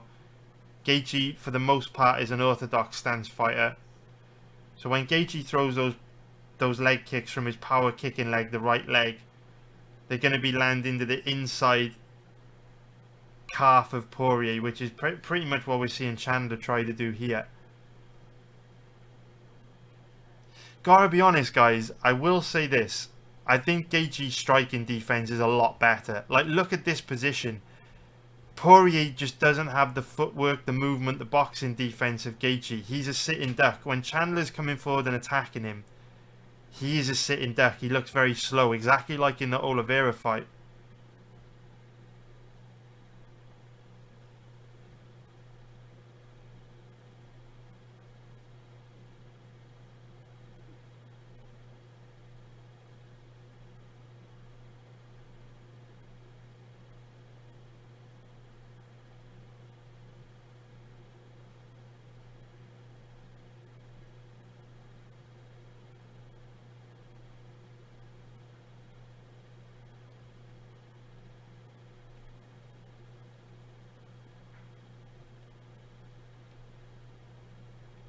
Like, look at how heavy he is on that lead leg.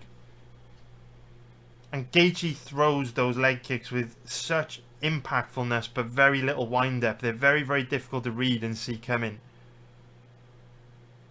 And even though we did see a lot of leg kicks from Poirier against Conor, we barely seen any against Oliveira and Chandler. So Chandler gets an easy takedown there into side control. And look, Gaethje never tries to take anyone down, so I don't think he's going to have an influence on this matchup. But Poirier's been looking really weak off his back. Just accepted being on the bottom against Oliveira. He gave up a cheap takedown there. Now he's trying to wall walk back up to his feet, but Chandler's got control of his body around his legs.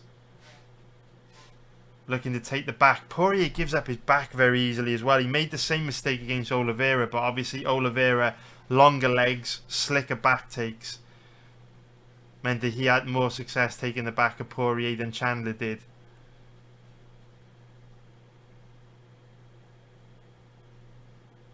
And Chandler's still in on that deep double leg. What's really interesting is Poirier's not trying to defend it with underhooks. And like I say, it's probably not going to matter in this fight because Gaethje's not going to grapple anyway. But Poirier's showing some issues on the ground, just not using the correct technique. 35 seconds left to go.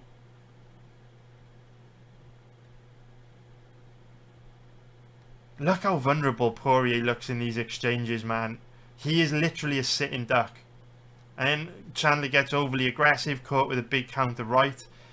But in these exchanges, man, Poirier is a sitting duck.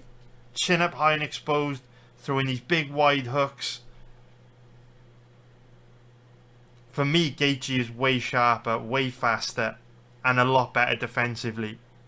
Which I didn't think I would be saying. This is why fight research is so valuable. Because I never would have thought I would feel like this coming into this research session. But when you watch the footage, like, it's undeniable, right? Like, we are literally seeing facts. Poirier is a sitting duck on the feet. And the fight's at high altitude, which should favour Gaethje. So sync up round 2 for me now, guys, which starts at 8 minutes 30 seconds. That's 8 minutes 30. 8 minutes 30 seconds. SMF, hope you're doing good, mate, on Twitch. SMF is leaning towards Gaethje.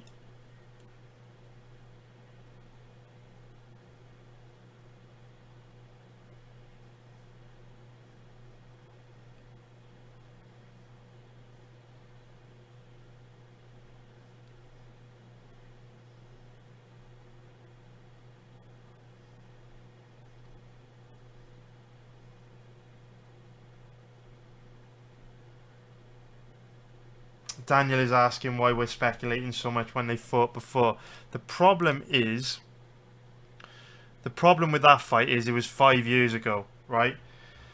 So the problem with watching their first fight is that they both could have improved or declined so much since they fought in 2018. Because if you think about it, right, when they last fought, they were both in their prime, in their late 20s.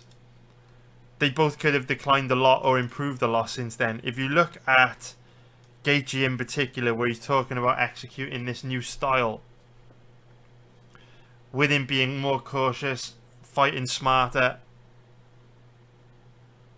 not putting himself in as much danger, when they fight in 2023, it's not going to be the same fight it was back in 2018.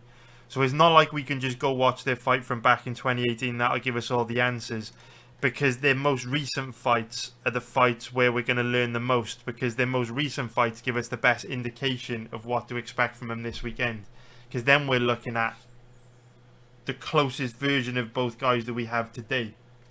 You know?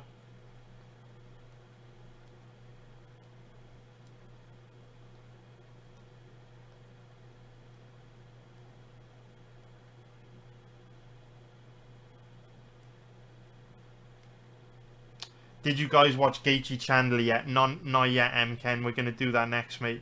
Hey, what's up, underrated dude? What's up, mate? Alright, let's get into this next round. Sync it up. 5, 4, 3, 2, 1, go. So this is round 2. Poirier Chandler.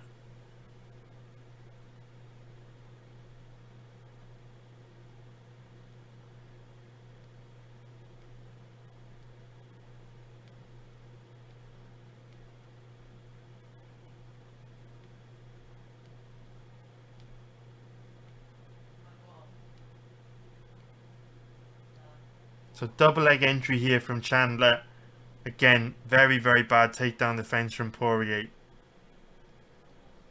I am quite shocked, man. I am quite shocked at how bad Poirier's looked in these fights.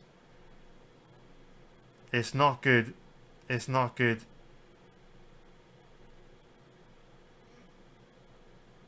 What will be interesting when we go watch Poirier and Gaethje's first fight is to see how much both guys have changed. So we're going to be able to see whether Poirier's got slower, whether Gaethje's got better defensively.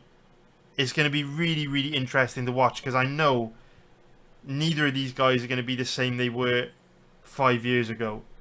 You know, to get to the highest level of anything, you've got to be on a journey of continuous self-improvement. And also, because of how many wars these two have been in, how much damage they've taken throughout their careers, they're bound to have declined over the last 5 years as well in some way. All these wars have got to have taken it out of them, either by making them less durable or, you know, not quite as sharp. You know, they're both approaching their mid-30s, which, to be fair, is quite old for a lightweight. Especially when you've taken as much damage as these two.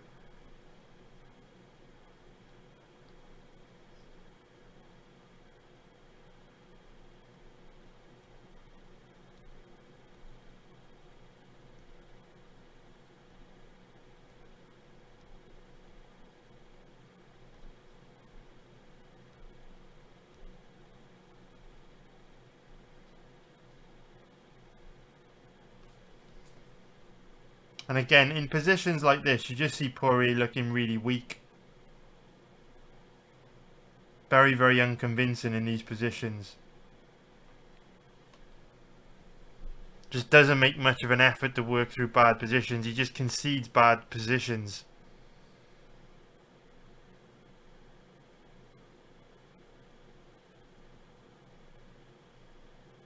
Not making any effort to try and turn into Chandler. Just letting Chandler have his back. And like I say, it's probably not going to matter that much against Gaethje, because Gaethje's unlikely to use a grappling heavy game plan. But do these positions on the ground against Oliveira, against Chandler, where Poirier just accepts being in bad positions, do they say to us that Poirier is just too tired, right? He just doesn't have the energy to work out of these positions? Like, we're literally only 6 or 7 minutes into the fight here. And Poirier is just not showing any urgency to work through these positions at all. Just going to close guard, accepting being on his back.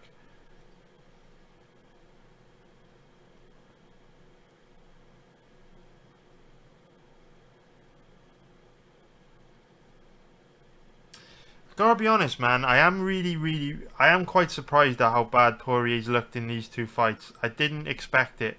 I really didn't. Like I said, I was coming into this research session with an open mind, but I am quite surprised. Maybe it's a bit of father time catching up with Poirier. He just looks very sluggish and wide open. He doesn't look like one of the best lightweights in the world to me. Like, you imagine him against someone like a young, hungry, up and coming bull. Maybe like a Jalen Turner or a Fiziev. Don't think it would end well for Poirier with how slow he's looked on the feet. Could be wrong, but he does not look good here at all.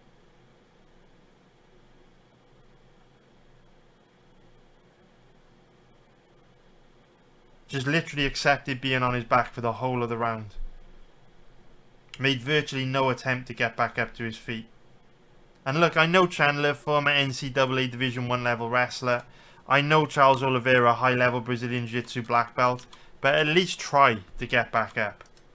Poirier hasn't tried, he's just accepted being in these positions.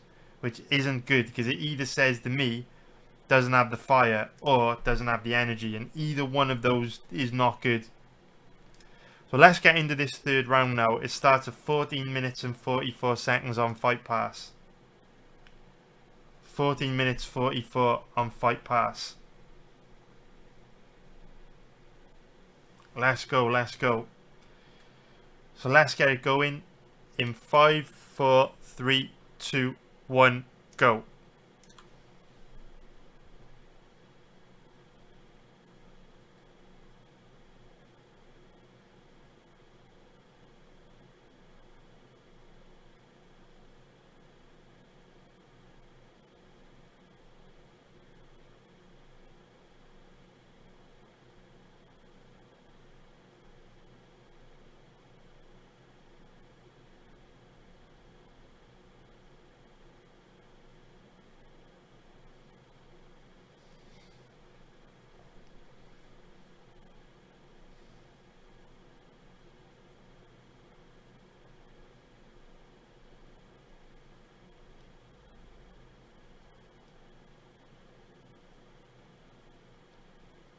Again, like, look at how slow the hand speed is, man. Slow the kicks are. And again, I know the fight's been contested at a high pace, a lot of grappling. But there's a big difference in speed here. High crotch single leg from Chandler. Aggressive back take. Only one hook in though. Poirier pivots into top position. Big implosion from Chandler. Again, the problem with someone like Chandler is he just doesn't have long enough legs to get deep hooks in play. It's a completely different ball game when you're Charles Oliveira. You've got those nice long legs. Chandler can't do it. He just doesn't have the body type. So it's way easier for someone like Poirier to defend a back take against someone like Chandler than it is Charles Oliveira. And Poirier does a brilliant job sinking in that body triangle.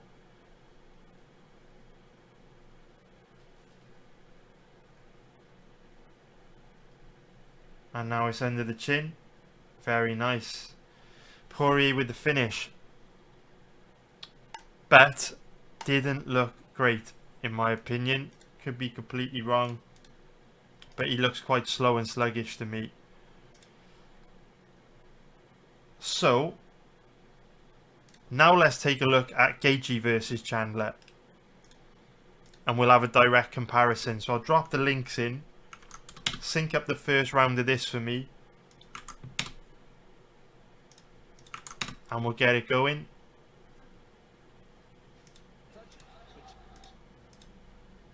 I'll grab you guys the ESPN Plus link now.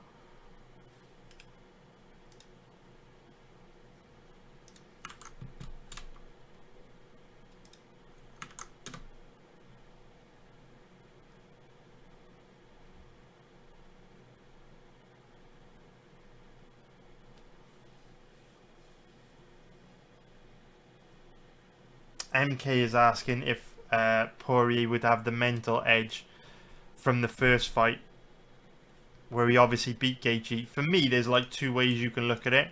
You can look at it in terms of Poirier taking that confidence from him winning the first fight.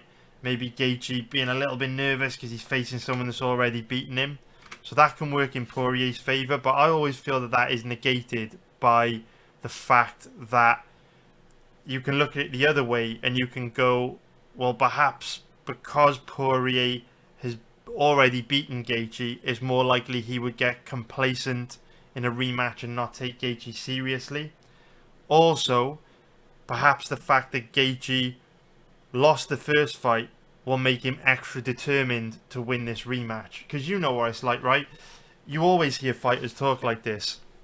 When they lose, they always want a rematch. They always want to get it back. You know, it always lights that fire inside them where it just doesn't sit right with them that they lost. So there's like two ways you can look at it. It may give Poirier the mental edge, but it may also give Gaethje a lift. I think they kind of negate one another, so I don't like to factor it in too much. But let me know what you guys think, if that's the right way to look at it or not. So anyway, let's get this first round going. Looking forward to this one. Gaethje Chandler. Let's get it going. 5, 4, 3, 2, 1, go. So what I'm looking forward to taking a look at in this is Poirier did look like a sitting duck on the feet against Chandler in round 1.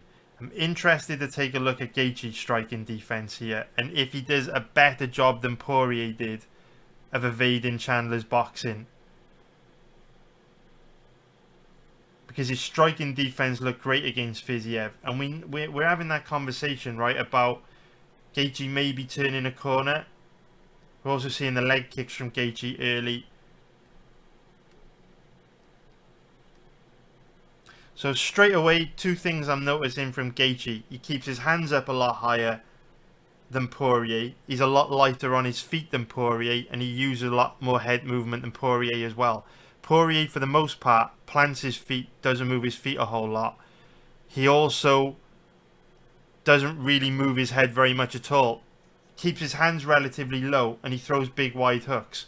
Notice the difficulty, or notice that Chandler is having a tougher time landing clean, hard shots on Gaethje than he did on Poirier.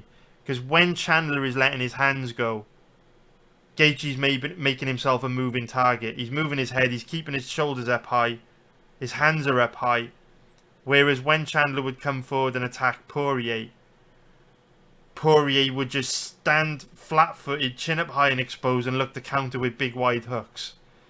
So you can see Chandler's not having anywhere near as much success landing on Gaethje here, because Gaethje is way better defensively than Poirier. However, what I'm also noticing is Gaethje is a lot more... He's engaging a lot more here than he did against Fiziev. So against Fiziev, when Fiziev would come forward and attack him, he was backing up, he was circling away. Here, when Chandler's coming forward and attacking him, for the most part, he's standing his ground and looking to fire back.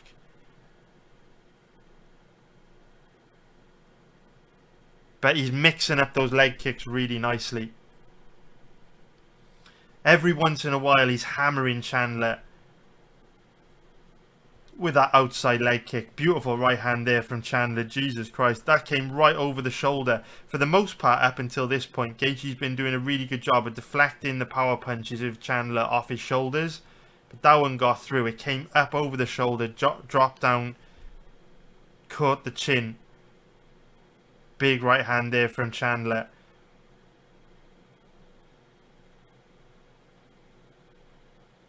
We saw Poirier in this position, right, where Chandler was teeing off on him against the cage.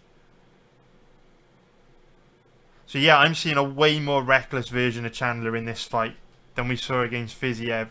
Even to the extent that when Fiziev would land the odd big shot, what you generally see Gaethje do is try and back up, circle away, and not exchange. What we're seeing here is when Chandler's landing that huge right hand, Gaethje is, for the most part, standing his ground and firing back, which isn't what you want to see. Ideally, you want to see him circle away, clear his head, get the fight back to a sensible range where he's not going to be in as much damage, or in as much danger. So now we're seeing Gaethje take big deep breaths from the pressure that Chandler's putting on him. Now that's what you want to see Gaethje do. Notice how there, as Chandler came forward, swinging those big wide hooks, instead of Gaethje standing his ground and looking to fire back, he just backed up and circled away. That's what you want to see him do. Because when he does that, he can get the fight back in boxing range where he has the technical advantage. Because he moves well, he fights longer, he can mix things up with his leg kicks. Gaethje doesn't have as big of an edge in a firefight. So obviously, Gaethje tired here. Crazy paced first round. There you see the takedown defense of Gaethje. Certainly better than Poirier's. Did a good job of clearing his legs, showing Chandler strong hips. But obviously this first round's been contested at a crazy pace. Gaethje breathing very heavily. What I'm interested to see is how Gaethje now looks into the second and third round. Do we get any second wins? What does his volume look like? What pace is he going to be able to fight at? Because, you know, this fight's for the BMF title, right? It's also at high altitude. We know both guys have got the dog in them. They don't like to take a backward step. They're both crazy aggressive. This first round between Poirier and Gaethje could be crazy as well. So, you want to make sure Gaethje doesn't just fall apart after a fast-paced first round. So, sync up round 2 for me now, which starts at 8 minutes 54. What's up, Mimi? Hope you're doing good. What's up, Loomis? How you doing, Edward Kelly, mate? Hope you're all doing good, guys. Mimi is saying that Poirier is closer to the fighting star Chandler than Fiziev. That is a great point.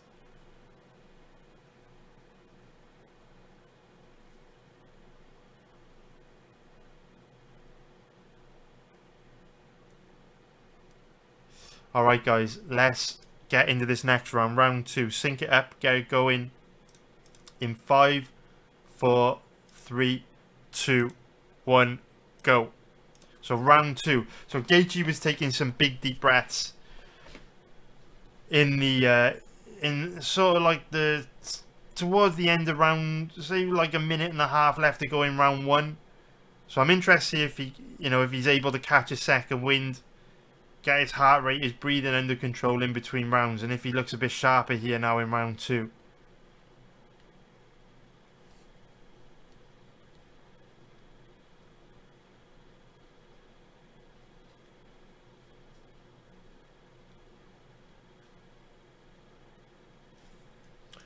Throw this back up. See Poirier and Gaethje's beautiful faces in the background.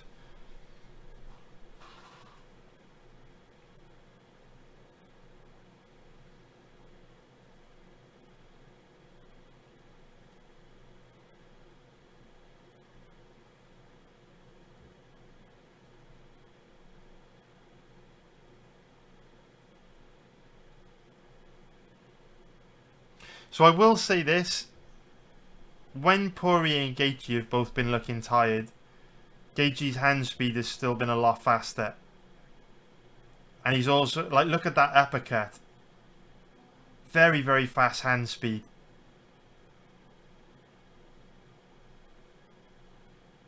And he's still able to uncork those leg kicks with big impactfulness and a lot of speed.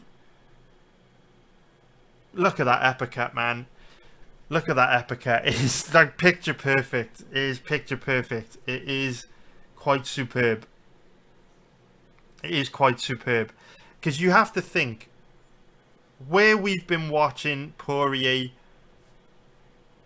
chin up high and exposed, not really moving his head, throwing these big wide hooks. He is going to be a sitting duck to uppercuts like that. At underdog odds, look, I understand passing on this fight for sure, but I don't see how anyone could bet Poirier here based on what we're seeing. And I don't think their fight from back in 2018 means a whole lot with how different both guys are going to be after 5 years of decline or improvement.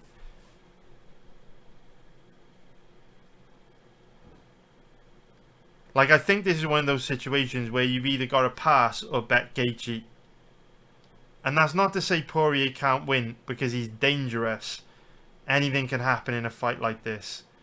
But I feel when you look at their odds, Gaethje gives you a far better risk to reward ratio. It will be interesting to watch their first fight though, because the outcome, the result on paper doesn't always tell the story of how the fight went, right? Perhaps Gaethje did alright in that fight. I can't remember, it was a long time ago.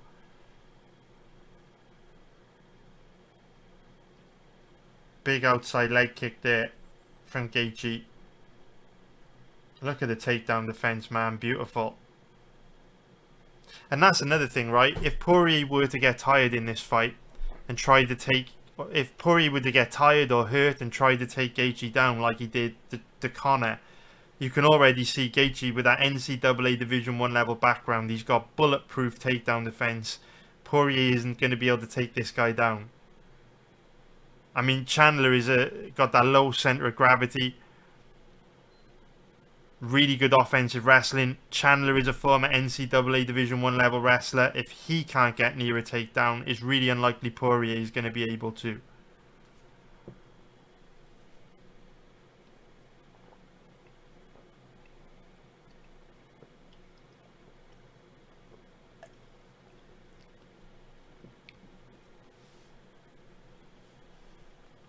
Big deep breaths from Gaethje though.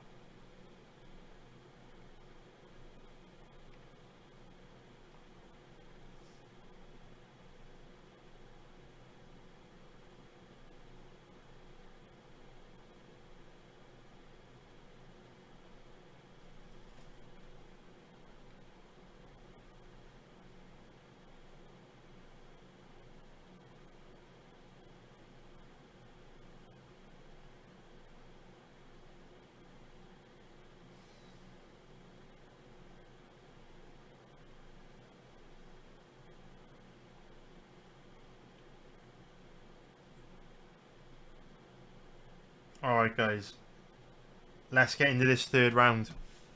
Sync it up guys, let's get into round 3. So round 3 starts at 15 minutes 23 seconds. Sync it up guys, 15 minutes 23. 15 minutes 23.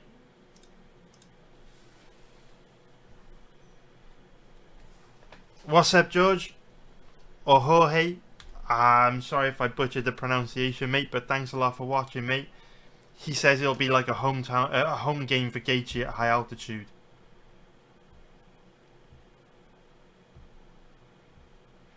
I definitely lean Gaethje here, for sure, man. Alright, let's get this third round going. Let's get it going in 5, 4, 3, 2, 1, go. How are the odds moving as well? Let's look at the odds movement chart. So it looks like the odds on Gaethje have been improving, which is not what I would expect. They were in the even money odds range. That's probably more accurate than where they are now, I think, based on what we're seeing.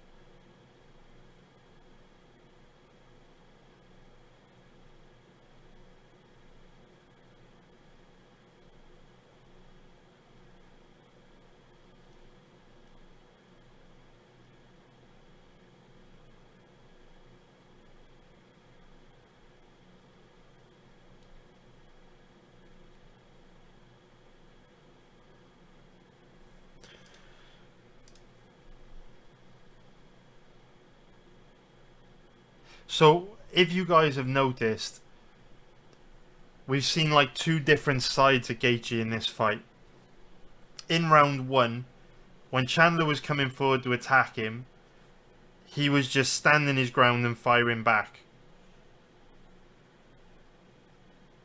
In the second round, I don't know if it's because Trevor Whitman gave him some advice after round one, but we've seen a notable shift in Gaethje's approach where, for the most part now, when Chandler comes forward, Gaethje isn't meeting him head on. He's like backing up and circling away.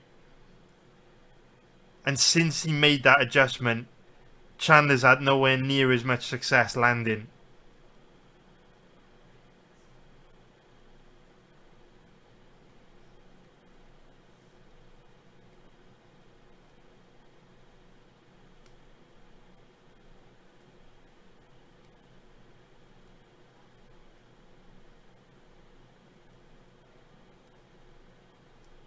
And in this third round, just paying attention again to the hand speed of Gaethje because of how slow Poirier was looking by this stage in the fight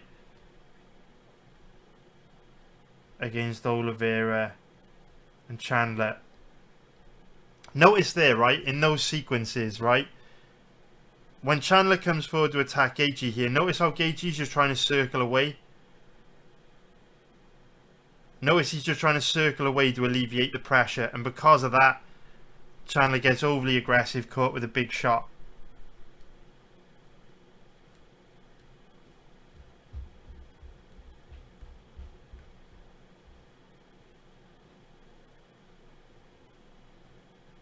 Fucking hell. Chandler's not human, man. That left hook that Gaethje just landed is stupid. Chandler up against the cage, calling Gaethje on, lands an absolute nuclear bomb of a right hand, and Chandler just eats it like it's nothing. Fucking hell. These two guys, they're amazing. They are absolutely amazing. It's just amazing to watch. Like, I'm struggling to even fucking talk because of how amazing this is. But now we're seeing measured aggression from Gaethje. He's not putting himself in too much danger. Kind of just coming forward, picking his shots.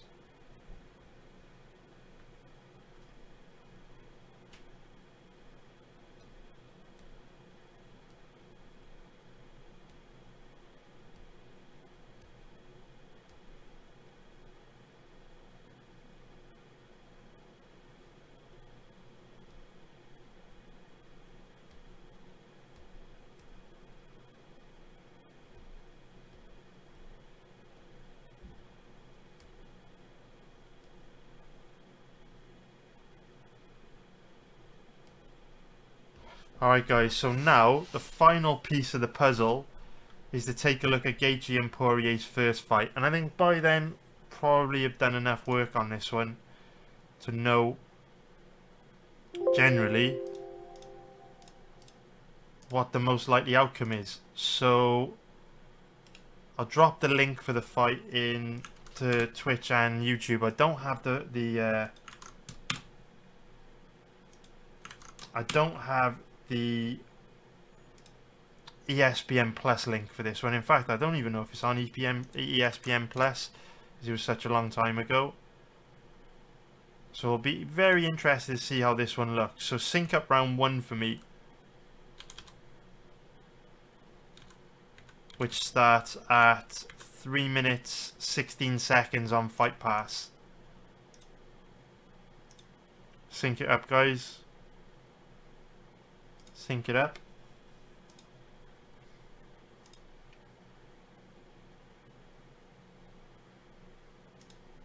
Mark Damaris is leaning Gaethje. I agree, mate. I do agree. I do agree. Mimi is saying, has Poirier always been slow like this? Yeah, I think he has. I think he has always been slow. I mean, we'll see now, right? In this fight, we'll be able to see if he looks like noticeably faster here compared to his recent fights. But he has also been kind of slow for most of his career. He's always been one to load up on big, heavy hooks. All right, let's get into this next one then. Poirier versus Gaethje. I'm definitely leaning Gaethje at the moment, but it's anyone's fight. But at underdog odds, I think Gaethje is the strongest side to be on. You get a better risk to reward with Gaethje based on what I'm seeing. Obviously, value doesn't pay the bills though, boys. But hopefully this first fight of theirs will give us some clarity. So let's get it going in 5, 4, should say some more clarity. 5, 4, 3, 2, 1, go. So let's see what we've got. Let's take a look. So again, the fight was 5 years ago. So I think it's important to, you know, try to weigh their recent performances perhaps more heavily than this. But obviously it is valuable to see how they matched up before. So one thing I am noticing early is that Poirier does look lighter on his feet than he has in his last couple. Notice how Poirier is like using a lot of footwork and movement. He was very flat-footed against Chandler and Oliveira. So we're seeing a lot more footwork from Poirier. And the irony is we're seeing less footwork from Gaethje. So I feel Gaethje is way more flat-footed here than he has been against Fiziev and Chandler.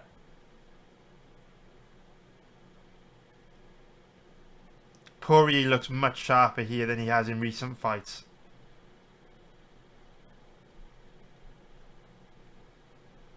Notice how with Poirier he's got like that side-to-side movement. Very light on his feet. There was none of this in his recent fights. Hand speed is faster as well. The way he throws that left hand out there is much faster than he has been recently. So I am seeing a lot more footwork from Poirier. Let me know if you agree as well, guys, in the comments. Let me know if you agree with me or if I'm just imagining this shit. Yeah, Poirier is way faster here, way sharper. Like much faster, much sharper than he has looked recently. Much more footwork, much more movement. Because if you think about it, right? When Poirier fought Chandler, when Chandler was pressuring him, he was literally just getting backed up against the cage, chin up high and exposed, looking like an absolute sitting duck. Look at his movement here. Every time Gaethje pressures him, he's just circling away. Footwork, his movement is way better. And look at the volume as well. In the Chandler fight, the Oliveira fight, Poirier was just throwing big singular power punches. But look at the volume from Poirier. This is why it's really tricky, right? Because if you were to just watch this fight, if you were to come into this, right, and you would go, Poirier and Gaethje have already fought. I'm going to look at that fight to try and predict who's more likely to win this weekend. If you were to watch this, you'd be all over Dustin Poirier because he is totally outclassing Justin Gaethje. And there will be some people that will place their bets based on this fight. The problem is it was 5 years ago, and for me, Poirier just doesn't look as sharp in his last couple of fights as what he looks here. He looks completely different.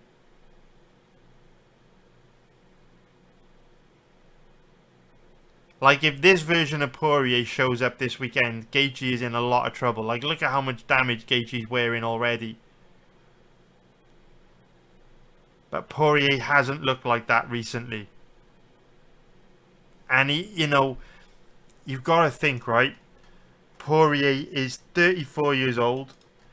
He's had almost 40 pro fights. That's a lot of miles on the clock. A lot of wear and tear on the body. 5 years is a long time.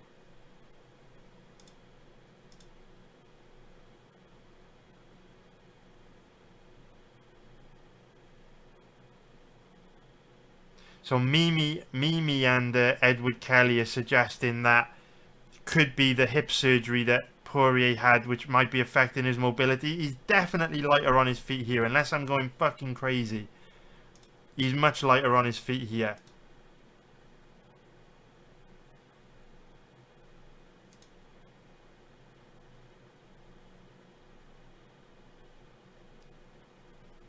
So Mimi is saying that the hip replacement might also be affecting Poirier's takedown defense because he's a lot more stiff now. Stiff is a good word.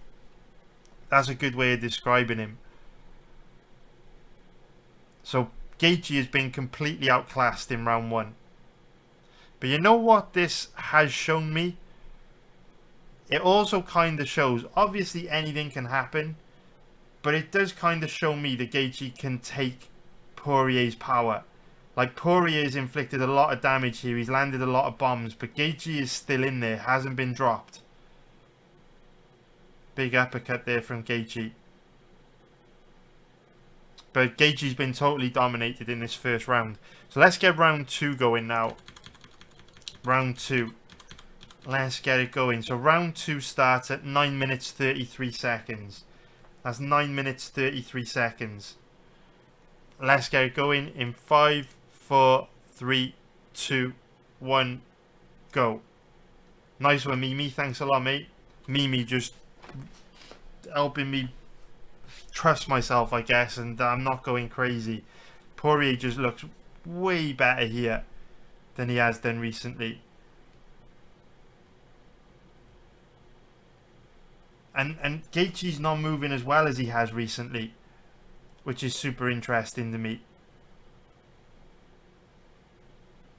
Now, what I would like to see is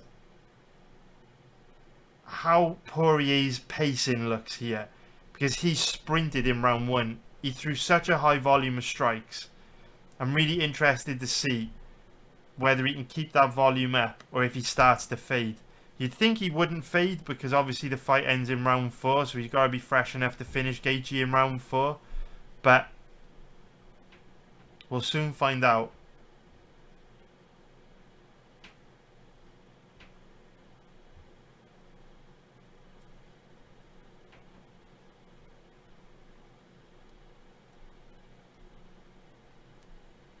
So eye poke here, which again does have a bit of an influence on the fight because Poirier will get a little bit of a break to recover here. I know obviously his eye is hurt, but if he was feeling the pace from how much volume he threw in round 1, this will give him a little opportunity just to catch his breath.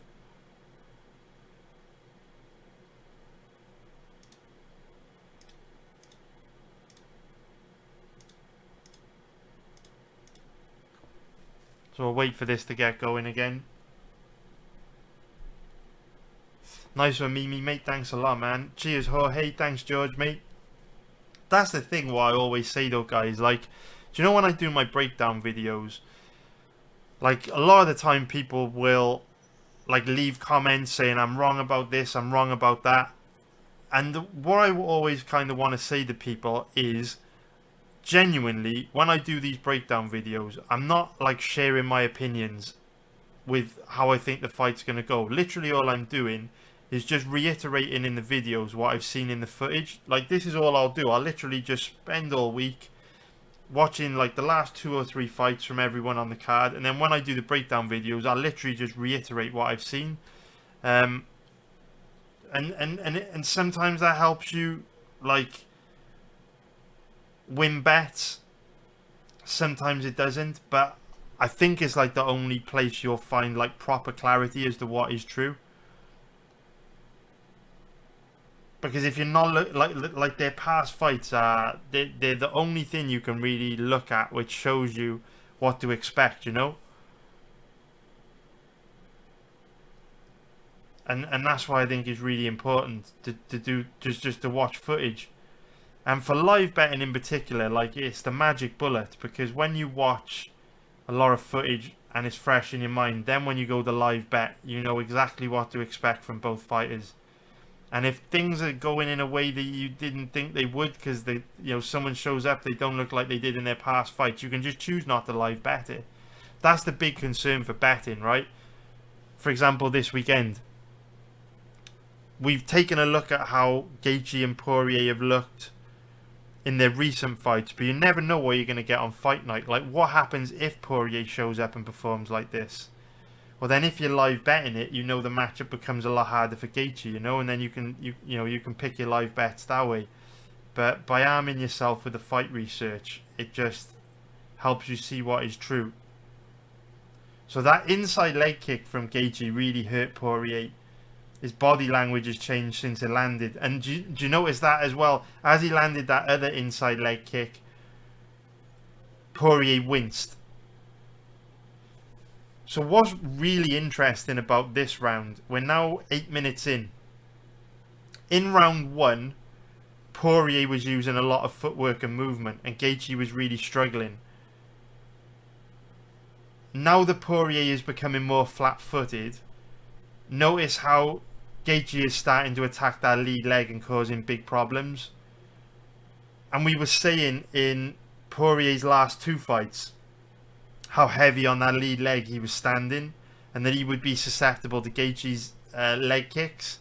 You're starting to see that now in this second round. Look, Poirier isn't using anywhere near as much footwork and movement here as he did in the first round. He's way more flat-footed, and now Gaethje can have a lot more success with those leg kicks.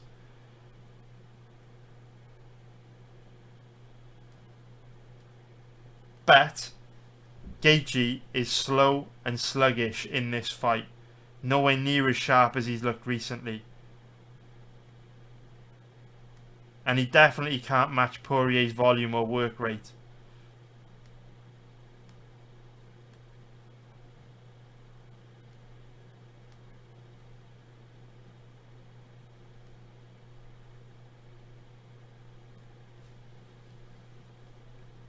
I am impressed with Poirier keeping up the volume though.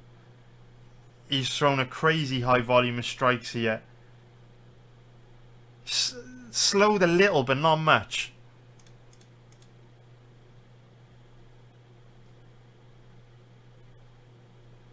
Like, Gaethje just can't match the volume. He's been outclassed. Totally dominated.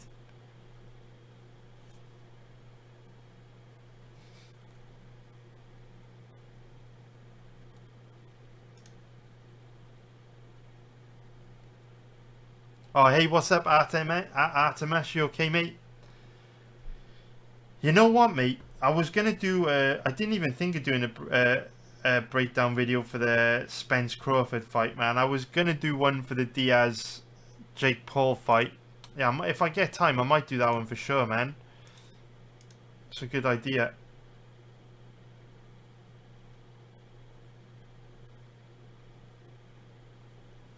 Oh, nice one, Nemo, mate. I really appreciate that, mate.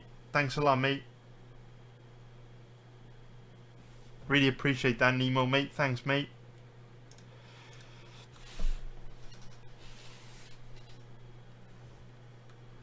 So this fight is a good example of why using really old fights can be a bit dangerous when making bets. Because I'm not saying Poirier can't win this weekend. I'm not saying Poirier can't look like this weekend. But based on his last couple of performances, it's not as likely as some people may think. So let's get into this third round, which starts at 16 minutes 55. 16 minutes 55. Let's get it going in 5, 4, 3, 2, 1, go. So I'm really impressed with Poirier in these first 2 rounds. He's looked amazing. It's the volume that he's been able to fight, or the volume that he's been able to keep up. We definitely didn't see that from him in his last 2. Yes, he was under pressure from Oliveira and Chandler, but out at distance he didn't try to throw with anywhere near this much volume. You know, the jabs that he's thrown at Gaethje, the combinations, there was really none of that against Chandler or Oliveira. All we really got was him loading up on those big wide hooks. So what we'll do, guys, we'll wrap this stream up soon after this fight is done. But about the same time tomorrow, we'll do one for Jan Blachowicz and Alex Pereira, and hopefully will be able to dig up a bet on that fight. I'm probably going to be betting Gaethje here. So beautiful double leg there from Poirier, but Gaethje uses that butterfly guard to create space for himself to quickly pop back up.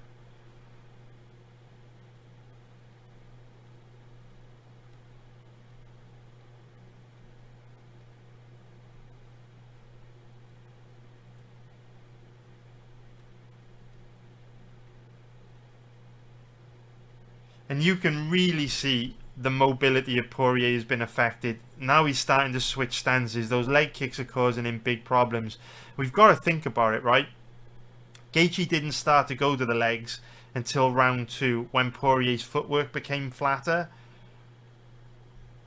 If Poirier comes into this fight this weekend looking like he has done in his last 2 and is more flat-footed from early on, those leg kicks are going to be there for Gaethje way earlier in the fight. So now we're seeing Poirier's mobility affected in round 3, maybe that starts to happen, in round 2, maybe even round 1. With him, these days fighting in a stance where he can't move as much, which makes those legs a more difficult target. And now, look at this. Now that we're seeing Poirier more flat-footed, look at the success Gaethje's having in these exchanges. Earlier in the fight, where Poirier was using a lot of footwork and movement, Gaethje was struggling to land anything. He was struggling to get to him. But now that Poirier stood right in front of him, Gaethje's having a lot more success.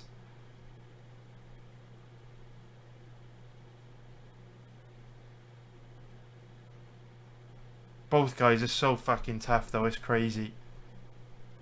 It's absolutely crazy, man.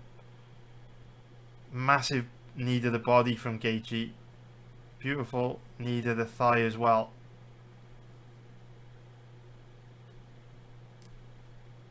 Now we're starting to see slow hand speed from Dustin. The pressure's starting to get to him, but I'm not surprised with how much volume he's thrown.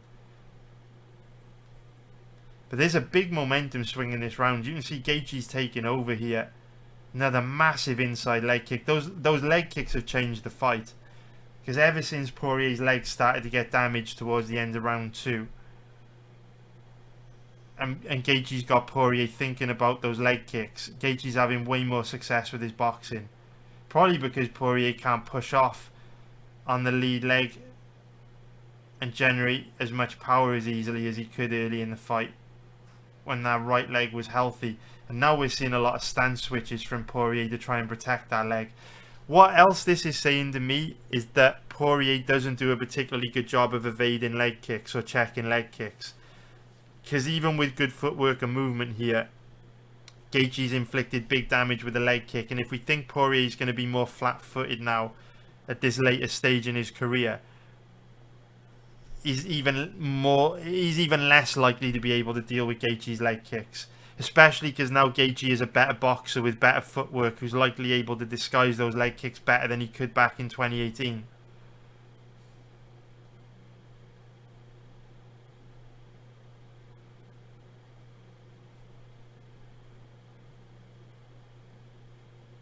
Those leg kicks are giving Poirier hell, man. Absolute hell.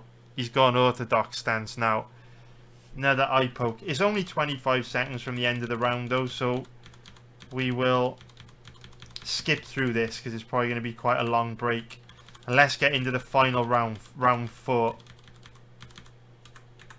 So round 4 starts in 25 minutes exactly on Fight Pass. So again, this is one of those situations where Poirier has been slowing down, suffering a lot of damage to that lead leg. And I know he was poked in the eye, but he's also just got a decent sized break to get his heart rate under control, control his breathing. And now Poirier is likely to be sharper and fresher at the start of this 4th round because he's had a minute to recover in between rounds and also some time to recover during that eye poke. BJJ 5K, what's up, mate? Hope you're doing good. Hope you're doing good. Letting me know that he thinks Gaethje is a good bet this weekend. The wifey Joe as well is also telling me dinner's ready, so we need to wrap this up. We've been how long have we been on here, man? Doesn't feel like that long. 2.5 hours. That's a long time. And Bradley, hope you're doing good, Bradley, mate. Bradley's saying that Molly McCann's a good example of how big favourites, or betting big favourites in MMA can be dangerous with what happened to her. So much for the stat supporting that it would go long. Yeah, mate, good point. I did bet the over 1.5 rounds in that. And Stolyarenko had other ideas, right? Not good. Anyway, let's get into this 4th round. Then we can wrap it up, go get some food, and we'll come back same time tomorrow and do Blachowicz Pereira. But thanks to all of you for being here, watching this with me, guys. It just makes it way more fun for me to research fights with you guys instead of just sat in my pants in my room by myself. So I really appreciate it. So hopefully we can dig up a bet on Pereira Blachowicz tomorrow as well. I do think Gaethje is worth a bet here. So let's get into round 4 in 5, 4, 3, 2, 1, go. Let's see what we've got. So yeah, with the break in between rounds, with the break for the foul, Poirier is likely to be a little bit sharper here in round 4 now. And that's just an annoying way the fouls completely change fights. Like, look at how light on Poirier, look at how, what I meant to say is, look at how much lighter on his feet Poirier here is at the beginning of round 4 than he was in that 3rd. In the 3rd, he was very flat-footed. Here he's got that spring in his step again. Catches Gaethje with a big shot early in the round. Gets the knockout. Very, very nice. And that is it. So thanks a lot, everyone, for watching. Appreciate you guys. Have a great night. I'll see you all tomorrow for Blachowicz versus Pereira. Take care, everyone. Love you all, guys. Nice one, guys.